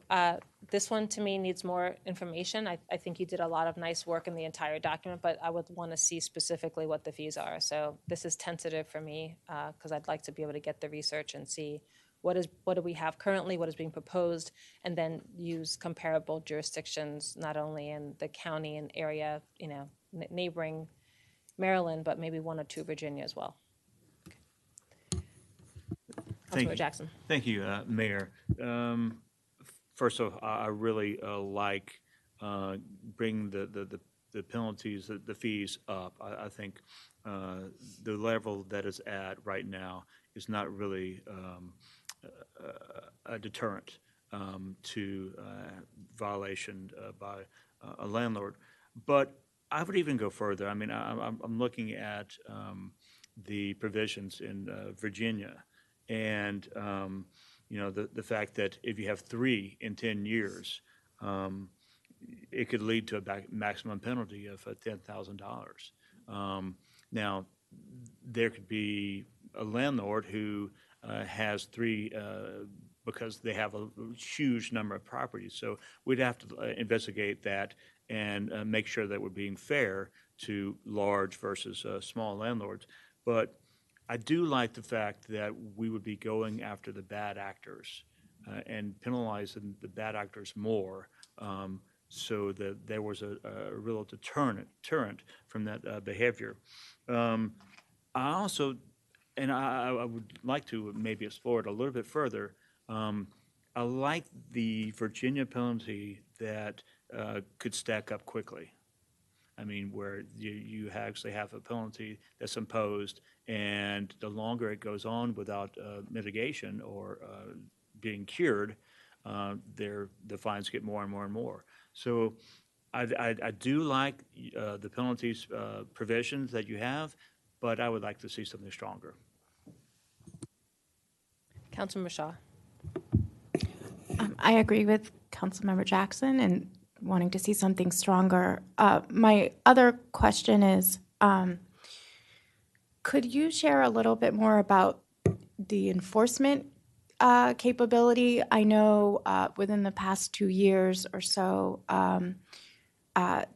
there's been more tenants engaged in the process, which is a really good thing, and learning their rights and bringing that to the city, and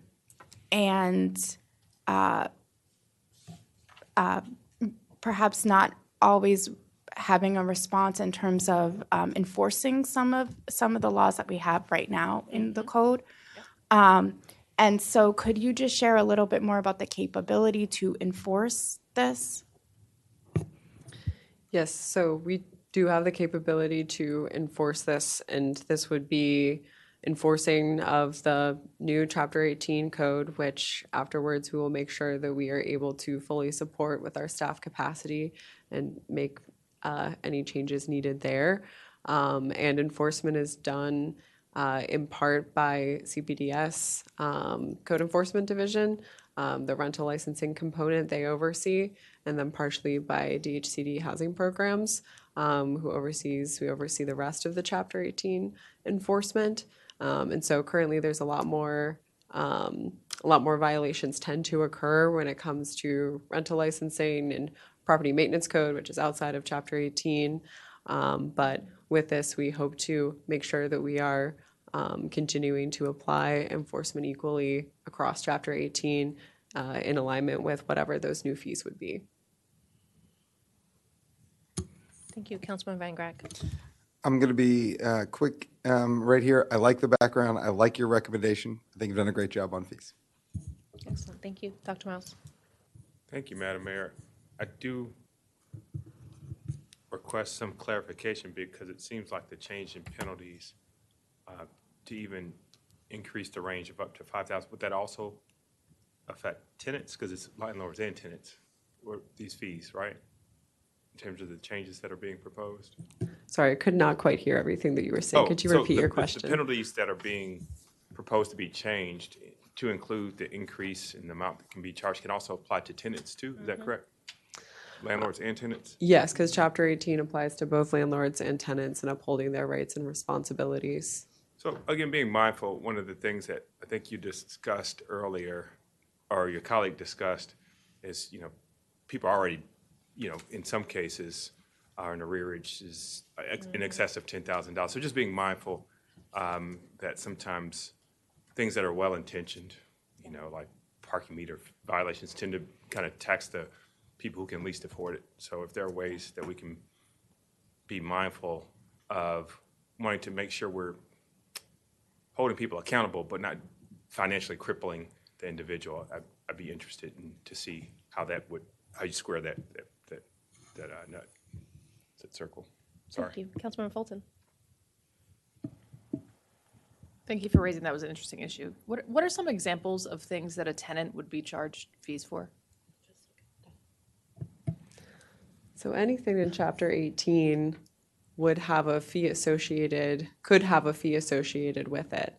At this time, I'm not sure there's anything that specifically, since we don't have that chart or that it's just $100 across the board of any violation in Chapter 18. So if a tenant's not upholding some part of their lease, and if there's a delinquent tenancy found on behalf of the tenant and not necessarily the landlord, then theoretically there could be that code infraction fee applied. That's not something that I believe we've ever done, though. So that's my question. So the obligations of a tenant in our code are, roughly speaking, to pay their rent, right? Like there's not really. Okay. And I could also just add, one of the common things that you would also see is also obligation to allow for repairs. So if there was a situation, for instance, where a tenant wasn't allowing entry, you could hold a tenant responsible in that case. Great point. Yeah, we saw that. Okay, so I agree with everything that Council Member Jackson said and everything that Council Member Miles said. Otherwise, I'm good. Thanks. Thank you.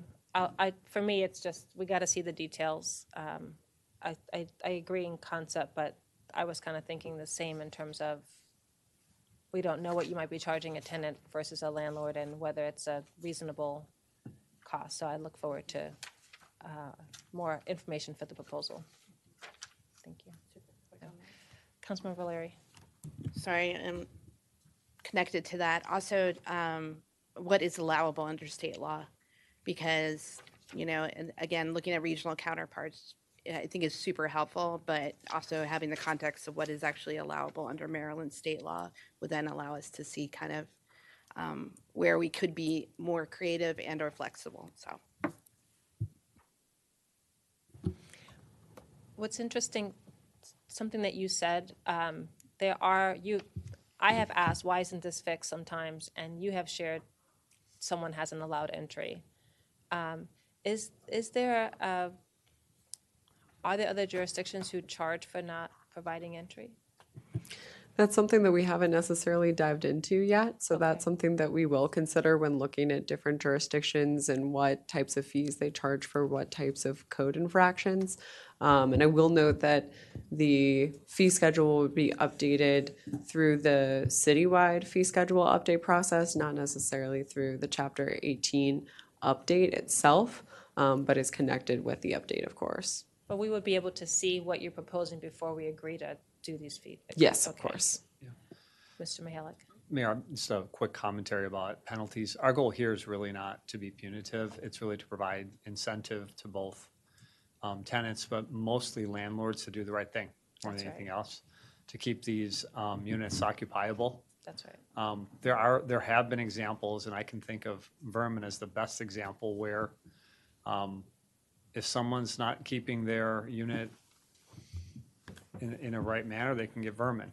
Consequently, if someone next to them is keeping their unit in pristine condition, and yet we can't get in there and do treatment, not we, the landlord, then it's going to create challenges for other adjacent tenants. In that case, I do think it would make sense for there to be a fine for lack of entry, because lack of entry means lack of cure. Lack of cure means that violation could spread into other units. So that's what we're talking about. But all this is highly nuanced, but the penalties are really being encouraged to increase from $100 to $5,000, because we want to make sure that the cost of doing business for a landlord is to do the right thing, not just go, I'll pay the $100 fine.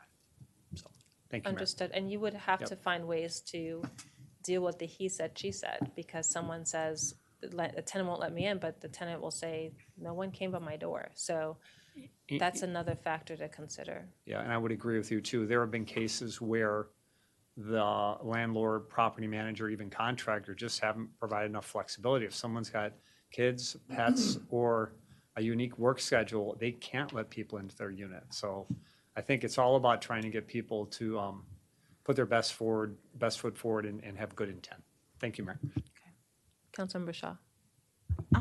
I just wanted to also just clarify with entry. The landlord's able to go in as long as they give 24-hour notice, right? So even if the tenant's like, oh, can't let you in, I'm at work, whatever, the landlord is still able to get it in with providing 24-hour notice? Unless correct? the tenant has a reasonable right to refuse entry, yes. Okay. And that reasonable right, is that clarified in chapter? Not specifically, no. Okay, but I do want to stress that I think some of the things we oftentimes hear is, oh, the landlords weren't able to fix things because they weren't given access. But at the end of the day, the landlord has the right to get into their property as long as they give 24-hour notice. And then I just also wanted to clarify the increase in these fees. Will this money go back to the housing department to help to build our capacity? Like this also helps to increase, or will this go? How will we use the increase in fees to support all the priorities that we want to do, or to support our housing? Candidly, it would just, like a lot of our fees, it would go back into the general fund. Okay. It just goes back in the budget. So we could determine what to do with those fees. Okay, thank you. Councilmember Valeri. I think the word of the evening for me is thoughtful.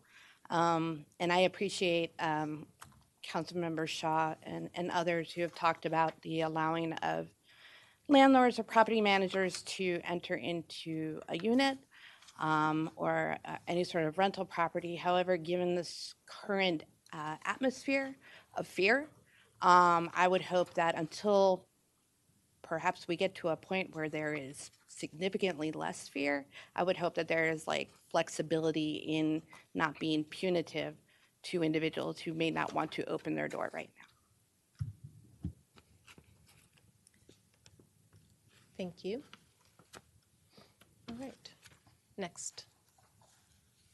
All right, next is the programmatic and future code updates section. And so these first three are things that we already really intend to do. They're already a part of our housing strategies work plan. And then number 4 and the 4 options listed under that are things that we would like to explore in the future. And what would be helpful to us here is hearing a little bit about what of these things might be a priority. Okay, I think I'm up. So for landlord and tenant outreach, yes, yes, yes, yes, yes, and yes. We need more education and awareness. This is something we've been talking about a lot in our work sessions. So I 100%. The tenant outreach organizing, one of the things I was interested in seeing if we could do just naturally is I think tenant organizations should be able to apply for our community organizing grants that we offer HOAs and community associations. That seems like a fair way to get that done. And for you all to use your funding to keep people in their homes. But I just think that they should be able to apply like other community associations, and we should treat them as such. In terms of continuing to expand support for tenants facing eviction, I specifically want to speak to something I've shared before, and I hope that we can one day get there. But I do think there should be a portion of our rental assistance that can go to helping people not to get help before they get a court order eviction. That to me is inhumane. It also would find a way to deal with landlords who may be allowing people to get to 10,000. I know that you have to keep some pots for the ultra needy when they're at that point of eviction. But what if we had a pot? And there are organizations that have 2 pots that one is the pre-eviction filing and one is after. And I think that would really help people. It's very stressful to get an eviction notice. It's embarrassing. It's all, you also don't want to teach people to wait for the eviction note. There's so much about that policy that I think is challenging. So that's something I wanted to call out specifically when we look at the eviction prevention support.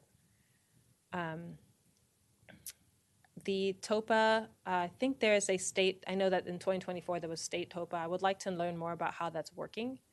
And then also DC just made a bunch of changes to their TOPA going in the other direction. So this is one area where they see a lot of policy movement, and I think we need to learn more. The cooling requirements is something I flagged when I first wanted the landlord-tenant code updated. I do think that we should have cooling requirements. We have days where we go above 100, and I just think that is humane. And even if they don't have HVAC, full through, they could do mini splits, they could do unit windows, but we got to get people to be able to, to live in their homes. I know that there was a building, I won't say the jurisdiction, 100 residents, 100 units were without any AC. There were children and seniors in there, and it was about 100 degrees. It was really challenging. And so I think that is humane, and I wouldn't wait on this one. I think this should be elevated to the rest of the code updates, in my humble opinion. Just people need to have warmth. People also need to be in livable conditions in terms of cooling. Commercial landlords and tenants, I agree. This is something we've talked about in the past. I would like to learn more about what direction you're going in. I do appreciate that Ready has been trying to create sort of a pre-lease toolkit for people to be able to look at things, and there are parts of it that tenants have to buy their own HVAC, and they may not be there for the full length of that HVAC. I think there are a lot of issues here where people in small businesses who are, mom and pop startups may have challenges, so I'm interested in this. And then this last one is one I mentioned last time. There are continuing care communities where there isn't clarity on the protections that people have. I've also heard in some that people were doing work without permits and other. So I think we do need to look more deeply about how we're protecting our seniors as well. So I would love to see us learn more and do more research on this. Councilmember Jackson. Thank you, Mayor. And again, you made some excellent points. So, number one, increase landlord and tenant education. Yes. Trevor, we're working with several people, and one of the problems is, that maybe the landlord doesn't realize, what provisions they have, and the tenant doesn't either. And so, we're trying to go back and forth, and I think that just really illuminates, the fact that we need a little bit more education, both for the tenant, but also for the landlord, especially when the landlord is a new landlord or newer landlord, and maybe is not really used to how this city does operate and the landlord-tenant protections. Support tenant outreach and organizing, yes. And I talked with the mayor earlier, and I think the community grant is an excellent idea. I see no reason to reinvent the wheel if we don't have to. Continue and spend support for tenants facing eviction, yes. And I know that you guys didn't have a recommendation, and I know it may be tough, but I would really like to see some kind of recommendation or language that takes into account, before tenants go through court, before they're actually evicted, and then the provisions kick in.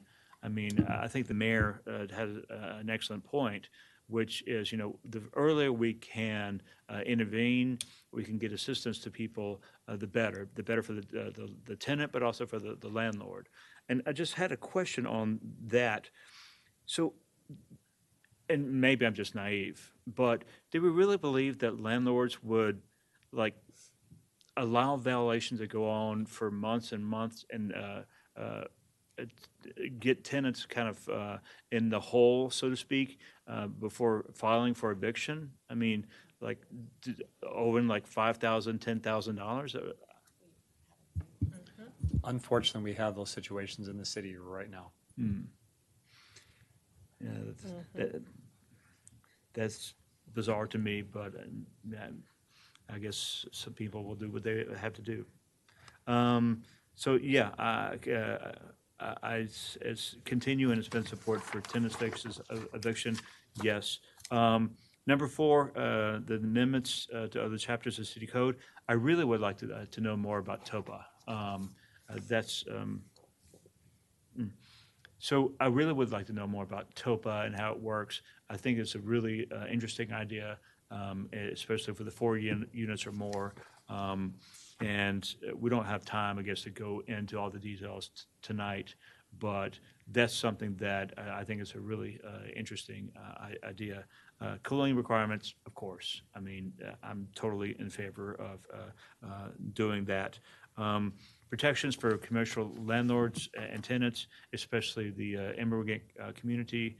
I know from personal experience in King Farm, some of the businesses there, that maybe they negotiated a lease that was not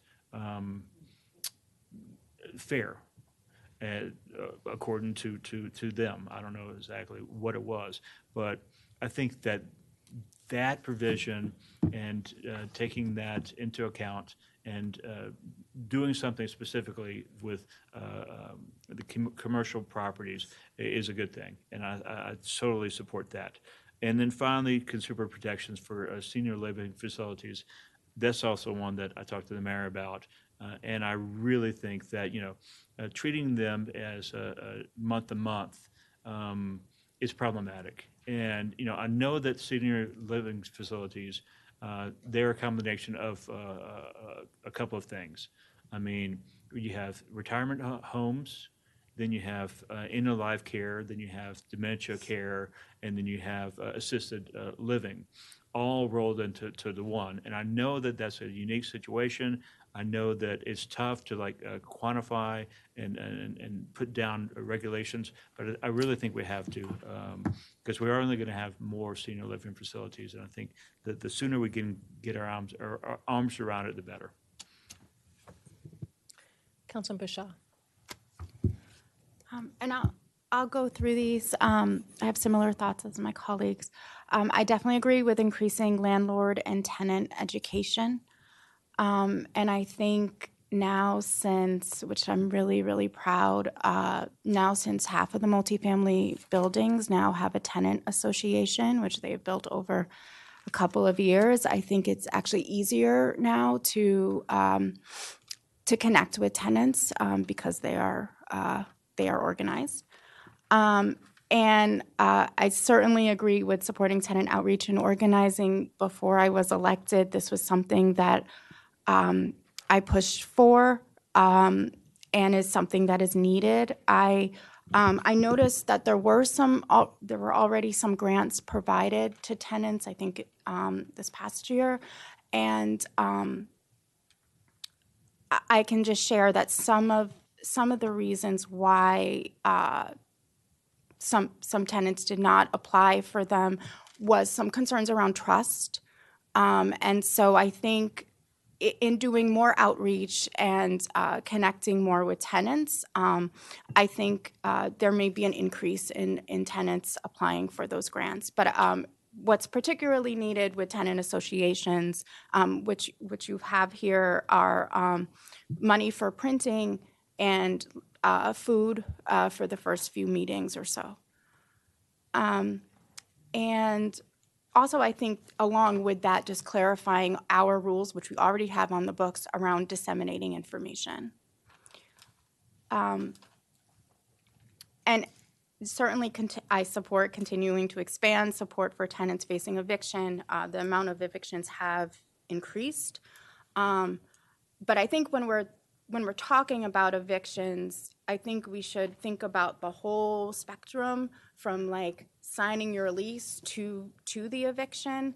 And again, I would be remiss if I did not share that rent stabilization would help to prevent evictions, because evictions they start off with failure to pay rent. And so if you are being rent gouged, that is a problem in their next renewal. I know a lot of tenants go ahead and sign their lease, not having a lot of options, particularly seniors, and some of the most vulnerable, and wanting to continue to pay. And so rent stabilization is also a very good preventative measure. And then also one of the other things around eviction prevention, particularly for Rockville residents or even Gaithersburg residents, is the fact that they can get money from the city as well as the county, which is good. And the process is a little bit more complicated as well.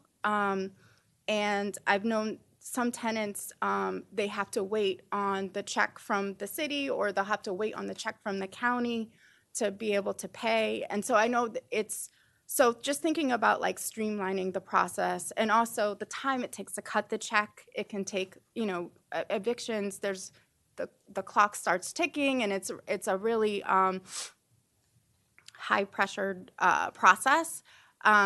But making sure that we're looking at that process in a way, and perhaps getting more feedback from tenants that have been evicted to share their experiences and how we can streamline the process for them.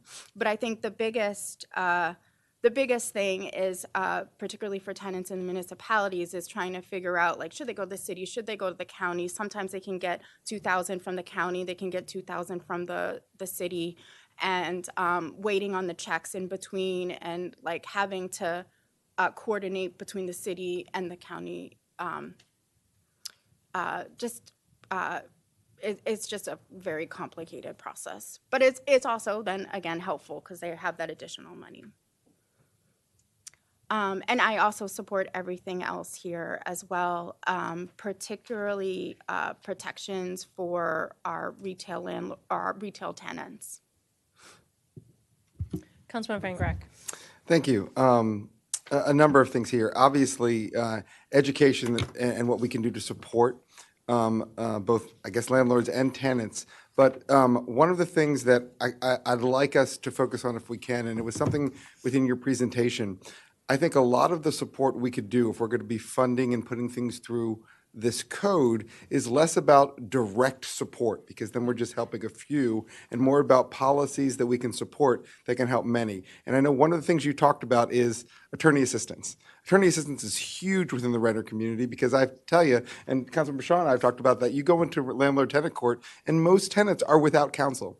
There is a lot of resources here in Rockville and Montgomery County that I think aren't being taken advantage of. The Montgomery County Bar Association offers pro bono assistance, especially for younger attorneys who are looking for experience. That can be something that can be coordinated with the city. We also, as I'm sure you know, there's a number of organizations that will provide free attorney assistance. Now, that's all out there in the universe.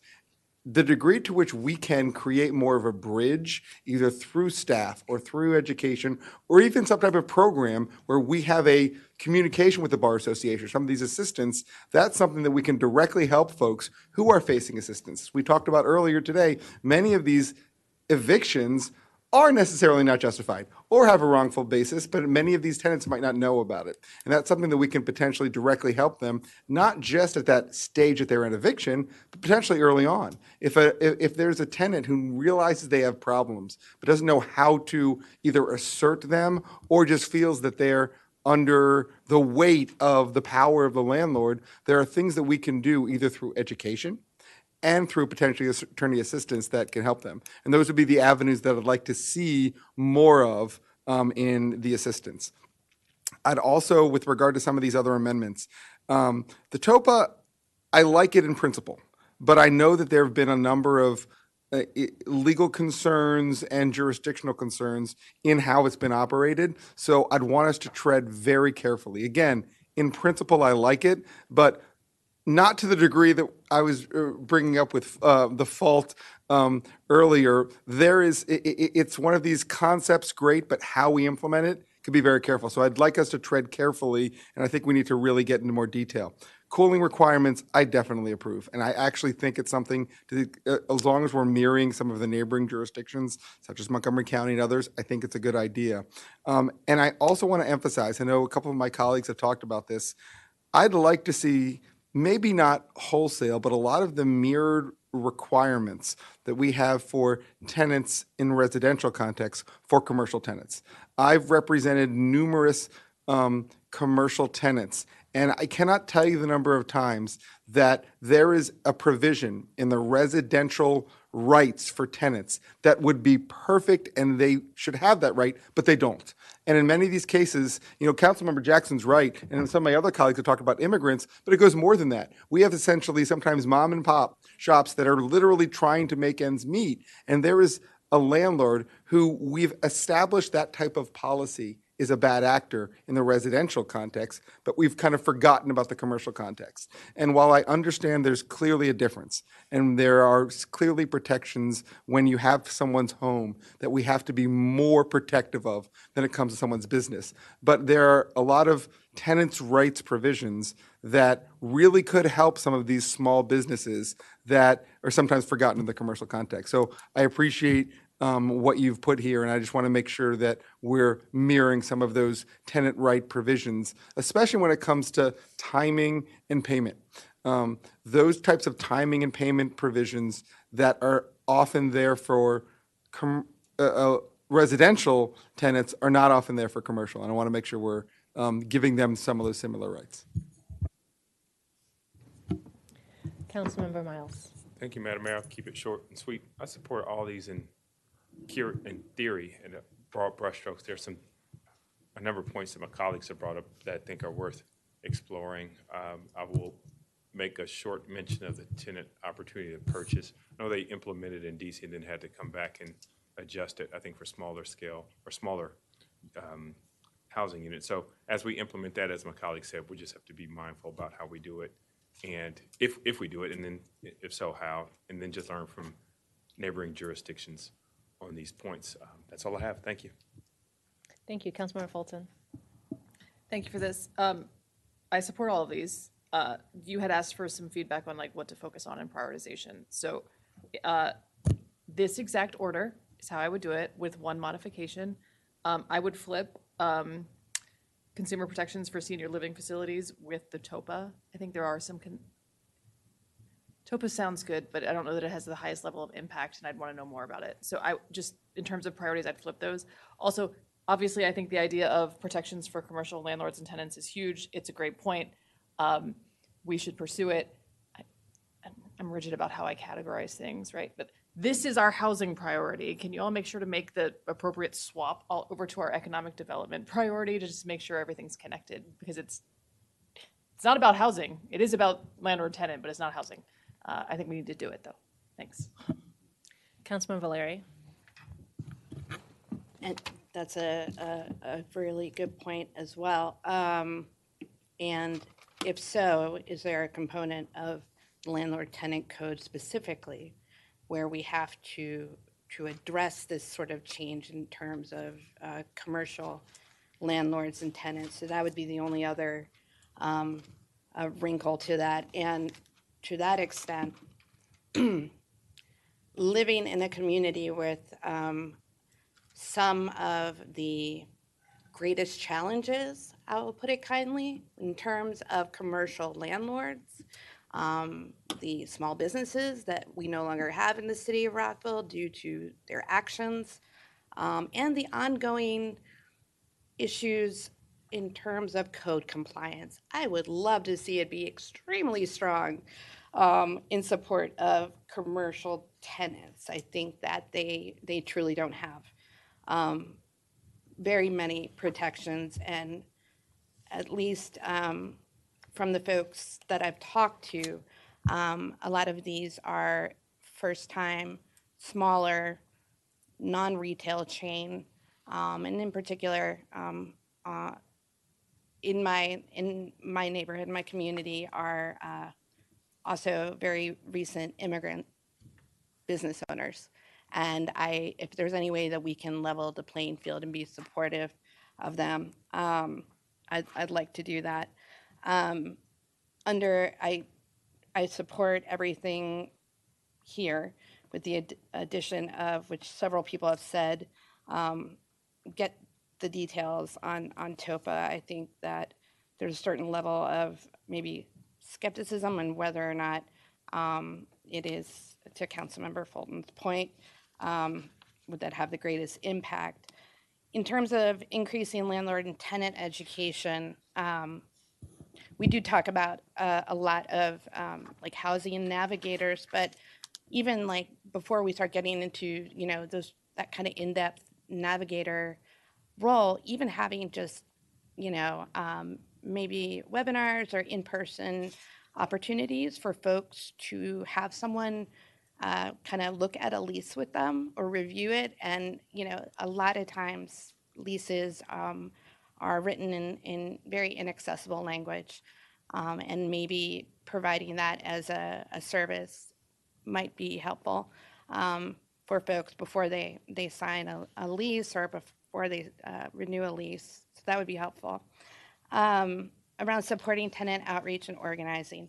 Absolutely in full support of it, especially as a former organizer. I think the devil is in the details as far as, you know, I'd like to know a little bit more what support entails per se. I think we just have to be thoughtful, my word of the night, and look at, you know, exactly how we're doing this support. I would like to see greater utilization of our community organizations and neighborhood organizations for this sort of outreach and organizing. There is a lot of overlap, at least in terms of the neighborhood associations that I'm familiar with. So I think that that's another good opportunity, as well as in the Villages Network, to shout out to the Villages. I think that they have an ear on the ground, and especially if we're going to look at things like the consumer protections for senior living facilities for sure, but in general, around a lot of these issues. I think that that's all I have. I do absolutely support the idea of early intervention in terms of tenants facing eviction. It is unconscious.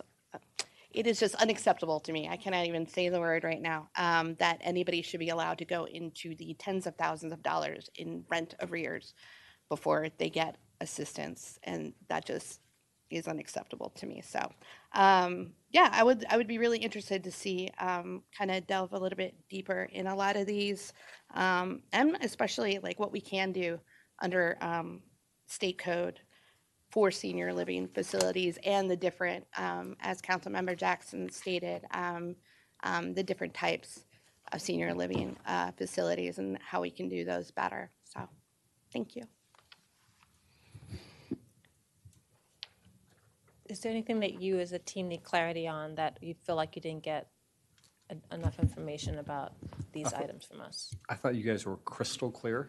I heard broad support for all of the recommendations, including this list, with the understanding that you guys want to see the language and you want to kind of pick that apart. You asked for additional follow-up on certain things, best practice, et cetera. We'll be sure to bring that all forward to you. But I think you guys answered all of our questions. I'm going to check with the team.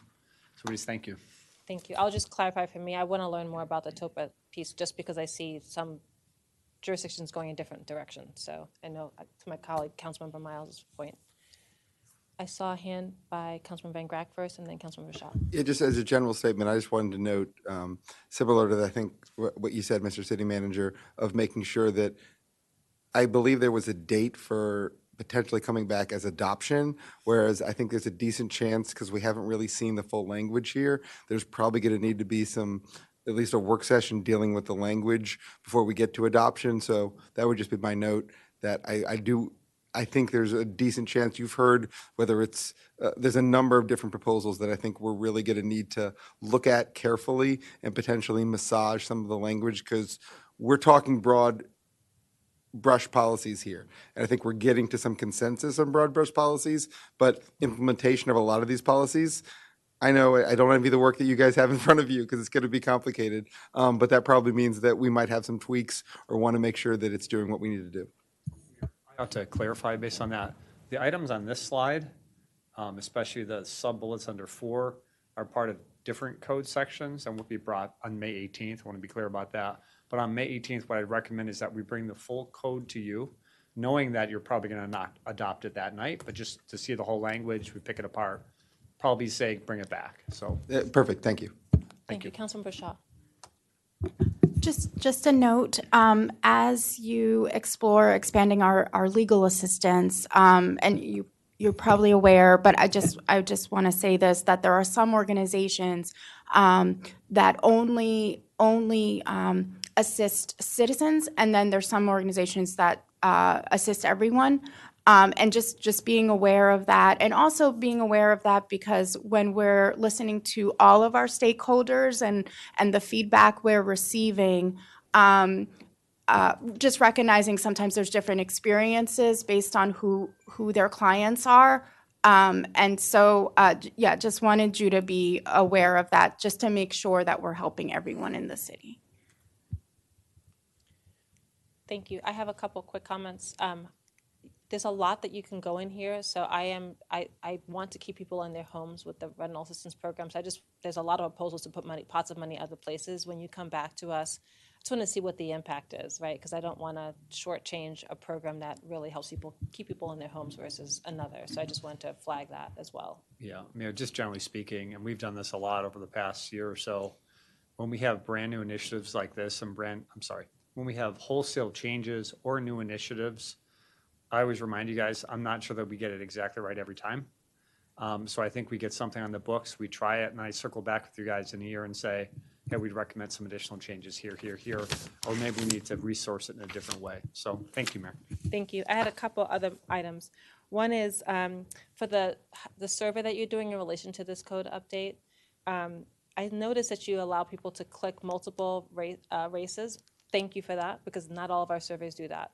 I did not see the opportunity to click an ethnicity for Latino, and that's important. So I just want to make sure that if maybe I missed it, but I looked at it 2 or 3 times, but just check to see whether we are also allowing people to select ethnicity. I think that's an important constituency in the city of Rockville.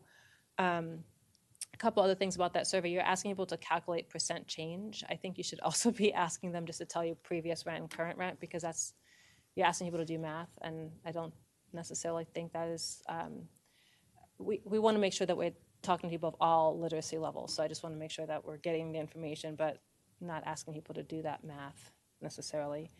I'm also interested in learning if, as you're getting information from people, like, do they know how to report a code violation?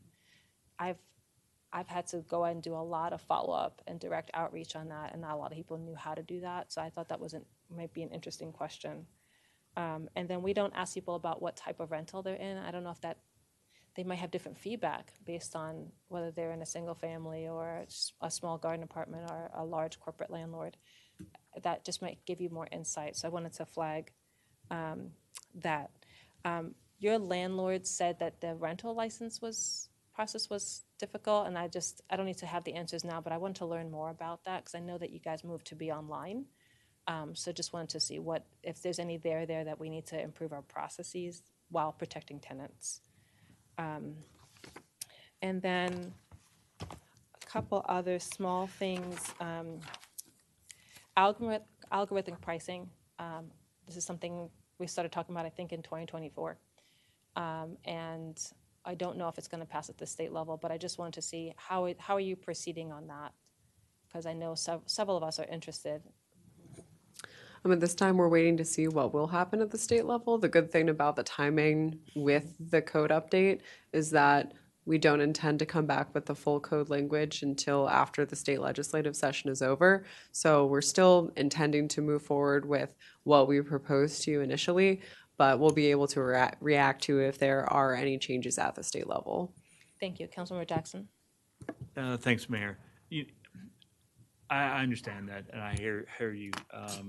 But from my way of looking at things, and I was up there at the state legislature this week last week, and testified on the algorithmic pricing bill that Delegate Palakovich Carr has in the House.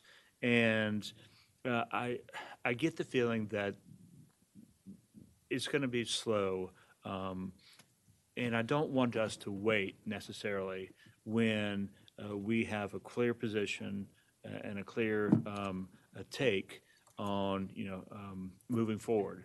And so my recommendation would just be that we move forward with the bill and the language that it hasn't been written yet, obviously.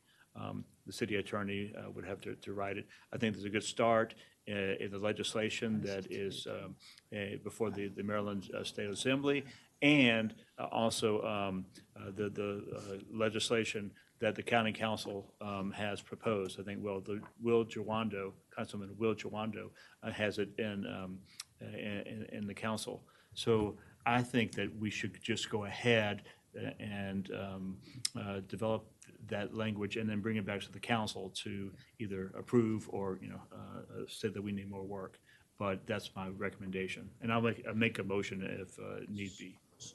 So Mayor, our intent is to bring it forward May 18th. We're just trying to wait to see if there's any guidance from state statute. That's all there is to it, but we're Okay, definitely going to bring thank it you. forward. I think we're one of the early jurisdictions to raise it. I'd love to be one of the first jurisdictions to pass it. So, Yeah. yeah, in Maryland, yes. I know there was, I think, someplace in Pennsylvania and some places in California and others. So now there are more. But did you have your hand up, Councilman Bashaw? Yes, I just wanted to say, yeah, this is something that I think we should have done yesterday. Like, this is long overdue. And I think about 2,000 of our residents are impacted by this, myself included. And so I think that we should do it. I know you said you're going to bring it back May 18th, and so I'm excited about that, and we should just move forward with that. Thank you. Councilman Valeri. I just want to put I was trying to look it up too quickly, but yeah, we should know if it makes crossover or not, Ms. Moran. Like, if it doesn't make crossover, then yeah, let's hit the ground running.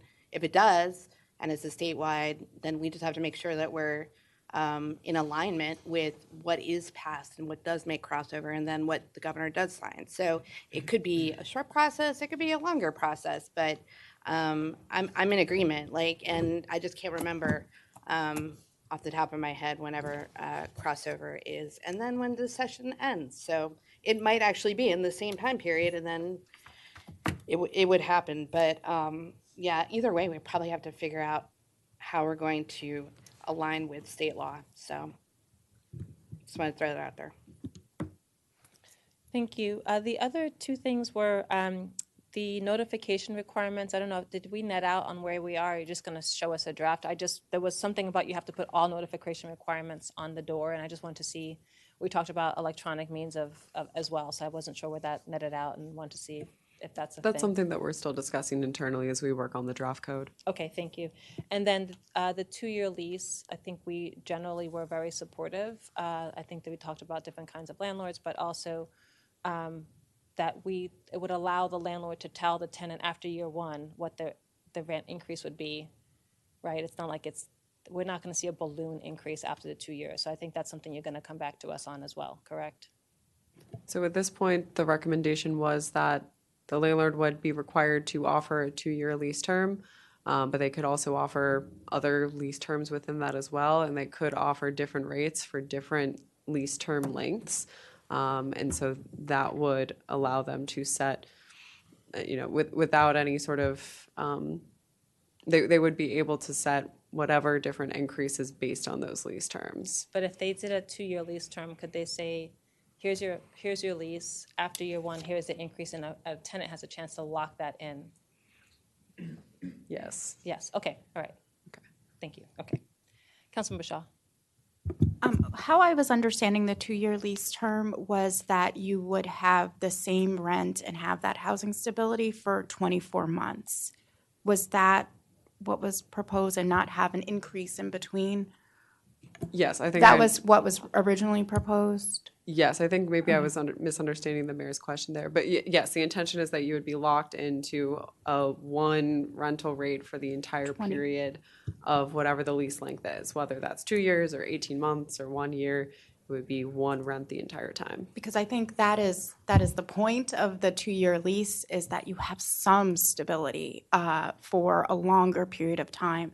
And so what I've experienced just, renting is that right now is that you oftentimes get an offer for 24 months, you get an offer month to month, and you get an offer for a 1 year, and then you get the offer for, let's say, whatever is desirable for the landlord, like typically like a 16-month lease or a 13-month lease or a 14-month lease. And usually that 14th month lease or whatever that odd number is usually the more desirable one, so they'll give like a lower rate for that one. But I think it may be also just informative to see and to kind of understand how a lot of offers are coming towards tenants. Like typically you'll get you can pick between what type of term you want. But again, like the month to month is usually like a 75% increase, and then the year is like a really high, and then whatever is whatever they want is the more reasonable one, to kind of make you pick that one. But I think it would just be helpful just to provide that type of context of how most lease renewals are offered to tenants. But I do think, and I still strongly believe, that we should have the 24-month lease agreement, and that should be required like it is in the county, and that is the first offer. Thank you. Councilmember Van Grack. So I want to maybe unpack this a little bit. You're not proposing that with a 2-year lease, it has to be the exact same price per month as the 1-year lease, right? You're just saying that there has to be offered the opportunity, although it could be a different price. Correct. It's about the term that is offered, Okay. not the amount. I just want to make sure that we're not requiring that the 2-year lease be the exact same rate as the 1-year lease. You're just saying they have to be given the opportunity for a 2-year lease absent the, as you talked about, the reasonable circumstances. Correct. That's Great. the current proposal. Thank you. Thank you. But That's what I understood. And yeah, but in order to not do a 2-year lease, you have to do a reasonable clause addendum to the lease, is what you have in the packet. The landlord would have to provide reasonable cause as to why they're not providing the 2-year lease term as an option. Right. And I know some of us expressed concern that landlords might then either inflate the rent at the beginning or do a balloon at the end if they don't have the opportunity to say, okay, I'm increasing your rent by 1% after year one versus I'm going to go ahead and increase a larger amount to start. So I have some concerns about unintended consequences. I do support the stability of having a 2-year lease and people having an understanding of what their rent is going to be in year one and year two. But I do have some concerns about that. Councilmember Jackson. Thank you, Mayor. No, that was a very good discussion between yourself and Councilmember Van Grack and Councilmember Shaw, so thank you for that. I want to turn just real quick to the fee restrictions, because it seemed that when we were talking and even at community forum, that there was some kind of confusion or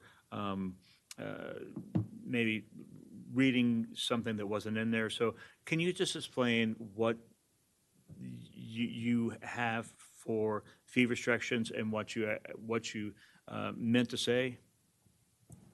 Yes. So I will try to keep that as brief as possible while still answering your question. So in short, we are recommending that the city adopt a practice where we prescribe exactly what types of fees a landlord may charge. And so then in the previous work session, we went over exactly what those types of fees would be. And so this includes fees for rental applications, late payments, pets, lost keys, lockouts, secure storage units, internet or cable television, motor vehicle or motorcycle parking, and bicycle parking. And so this would require, or this would apply to all rental units. And within those different types of fees, there are different guardrails or requirements for each of them. So I'm happy to answer any questions about particular fees there, but that was the general thrust of the recommendation. So how do you envision it working? Like, so the fees,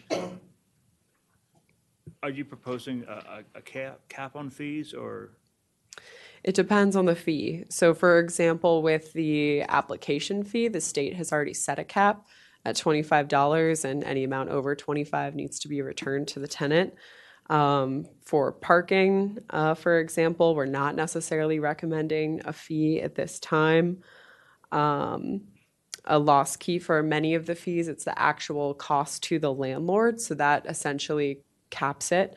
So for example, lost key fee would be the actual cost to the landlord plus $25. So it really depends on which fee we're talking about. But what you're trying to get at is that landlords could not really hide the true cost of leasing. Okay, so that is really what you're trying to hone in on, is the fact that, you know, leasing should be straightforward. There should be, this is what it costs to lease an apartment, and you shouldn't have all this money that is hidden by fees and other things.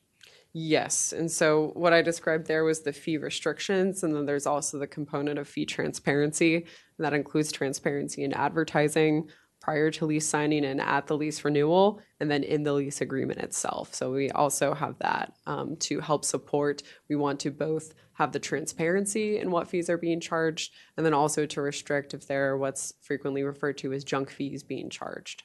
Okay, thank you so much. Thank you. Any other questions or comments? Just to clarify, your key would be also including key fobs, because some buildings don't have keys anymore. That would be the intention, yes. Okay, just wanted to make sure. All right, colleagues, any last comments? Councilmember Shaw. Just quick question. Did you say trash fee? Was trash fee included? So there's seven allowable fees, I think. Yes, trash fees. What we say in relation to that, we are grouping that in at the moment with what we are considering utilities. Okay. And so we want to make sure that we clarify that in addition to those fees that I listed being charged, that the landlord may not charge any administrative or processing fees for utilities, and that includes trash. And then storage? The storage? Storage is included. Secure storage fee, no Okay. fee for storage located within, attached to, or associated with a unit. Okay. I got some queries on the associated with the unit.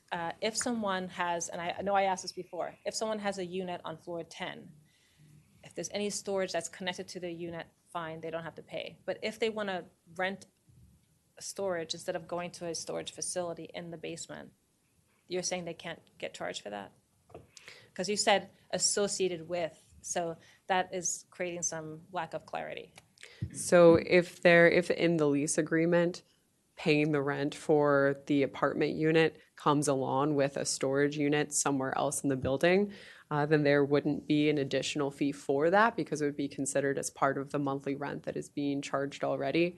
But if the apartment property has storage units that aren't necessarily associated with specific units, but that tenants can reserve and pay a fee for, they're opting into that fee. And they would have to do so with all the full transparency that comes along with that, but they would still be able to rent out that storage unit on site. Yeah, so just like a parking, it's optional. Correct. But I think the yes. language may need to be a little bit more clear because it says associated with, and that could be in the building. So I just, that I know I've gotten a couple questions on that. Thank you. Will do. Councilmember Larry. I think this would be my last thought, because I'm sitting here kind of thinking through the 2-year lease idea, and I do like offering it as an option to folks who do want that kind of stability, for sure. What I could envision occurring would be that you lock in for 2 years, and then if there's not an increase at all in that 2 years, that it just becomes akin to a balloon payment at the end of the 2 years that you could have actually spread over 2 years and made it less of an impact. You know what I'm trying to say? Like, I think I said it previously too, that the devil is in the details as well. And like when I was a renter, nominally there was no, significant change between a 1 and a 2 year lease when I was ever even offered a 2 year lease. Like that's a whole nother thing. It would just be great if everyone got that as an option, but you don't always. Month to month was absolutely, as I think Councilmember Shaw said, it's just aggressively expensive. What I would not want to see is in terms of people looking at the stability of a 2 year lease, but then at the end of that 2 years essentially getting like a balloon payment and then not being prepared over time, a gradual increase as opposed to a less than gradual one. So I would be concerned with that being an unintended consequence. I just want to put a pin in that because I know that we were winding around to that point, but I figured I would just put a finer point on it. Thank you. Councilmember Shaw. I will just say, in the absence of rent stabilization, even after a year, even after months or month-to-month lease, or even after a 2 year lease, our rent can always Point of order. Our rent can Point of order, Madam Mayor. Our rent can always. Can you please complete the point? Sorry. Okay. Fair enough. Thank you, Madam Mayor. I withdraw. Okay, so I would say in the absence of rent stabilization, whether it's a 2 year lease, whether it's a 1 year lease, whether it's a 16-month lease, whether it's a month-to-month lease, there is always a chance that your lease will balloon. And if we want to stabilize the rent fully, then we would do that. But I just wanted to mention that there is always that that concern from tenants that you will be rent gouged. Thank you. I'll just note that because you're not building in the gradual increase and allowing that in the 2 year lease, that you are more likely to see that happen either at the front or the end. So I just encourage you to relook at that policy and make sure there's not unintended consequences. Thank you very much. We appreciate your time.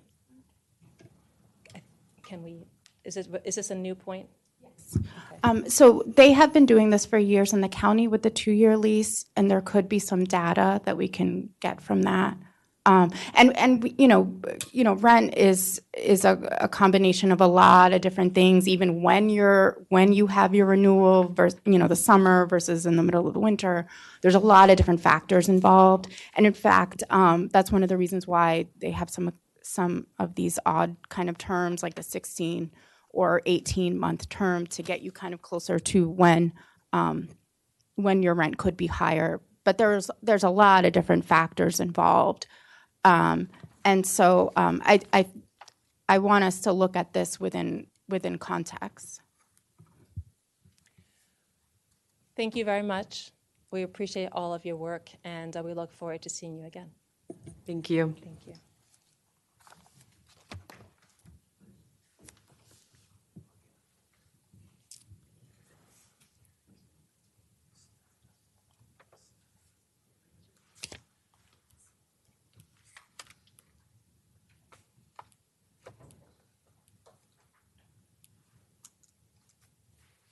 Okay, we're moving on to mock agenda. I know that some of us had a chance to be a part of the leadership planning team meeting. Does anyone have any comments? Okay. Thank you very much. And anything under old new business? Okay. Do we have a motion to adjourn? Councilmember Jackson. Yes, I make a motion to adjourn. Thank you. Councilmember Fulton, seconds. All those in favor? Aye. Aye. Thank you.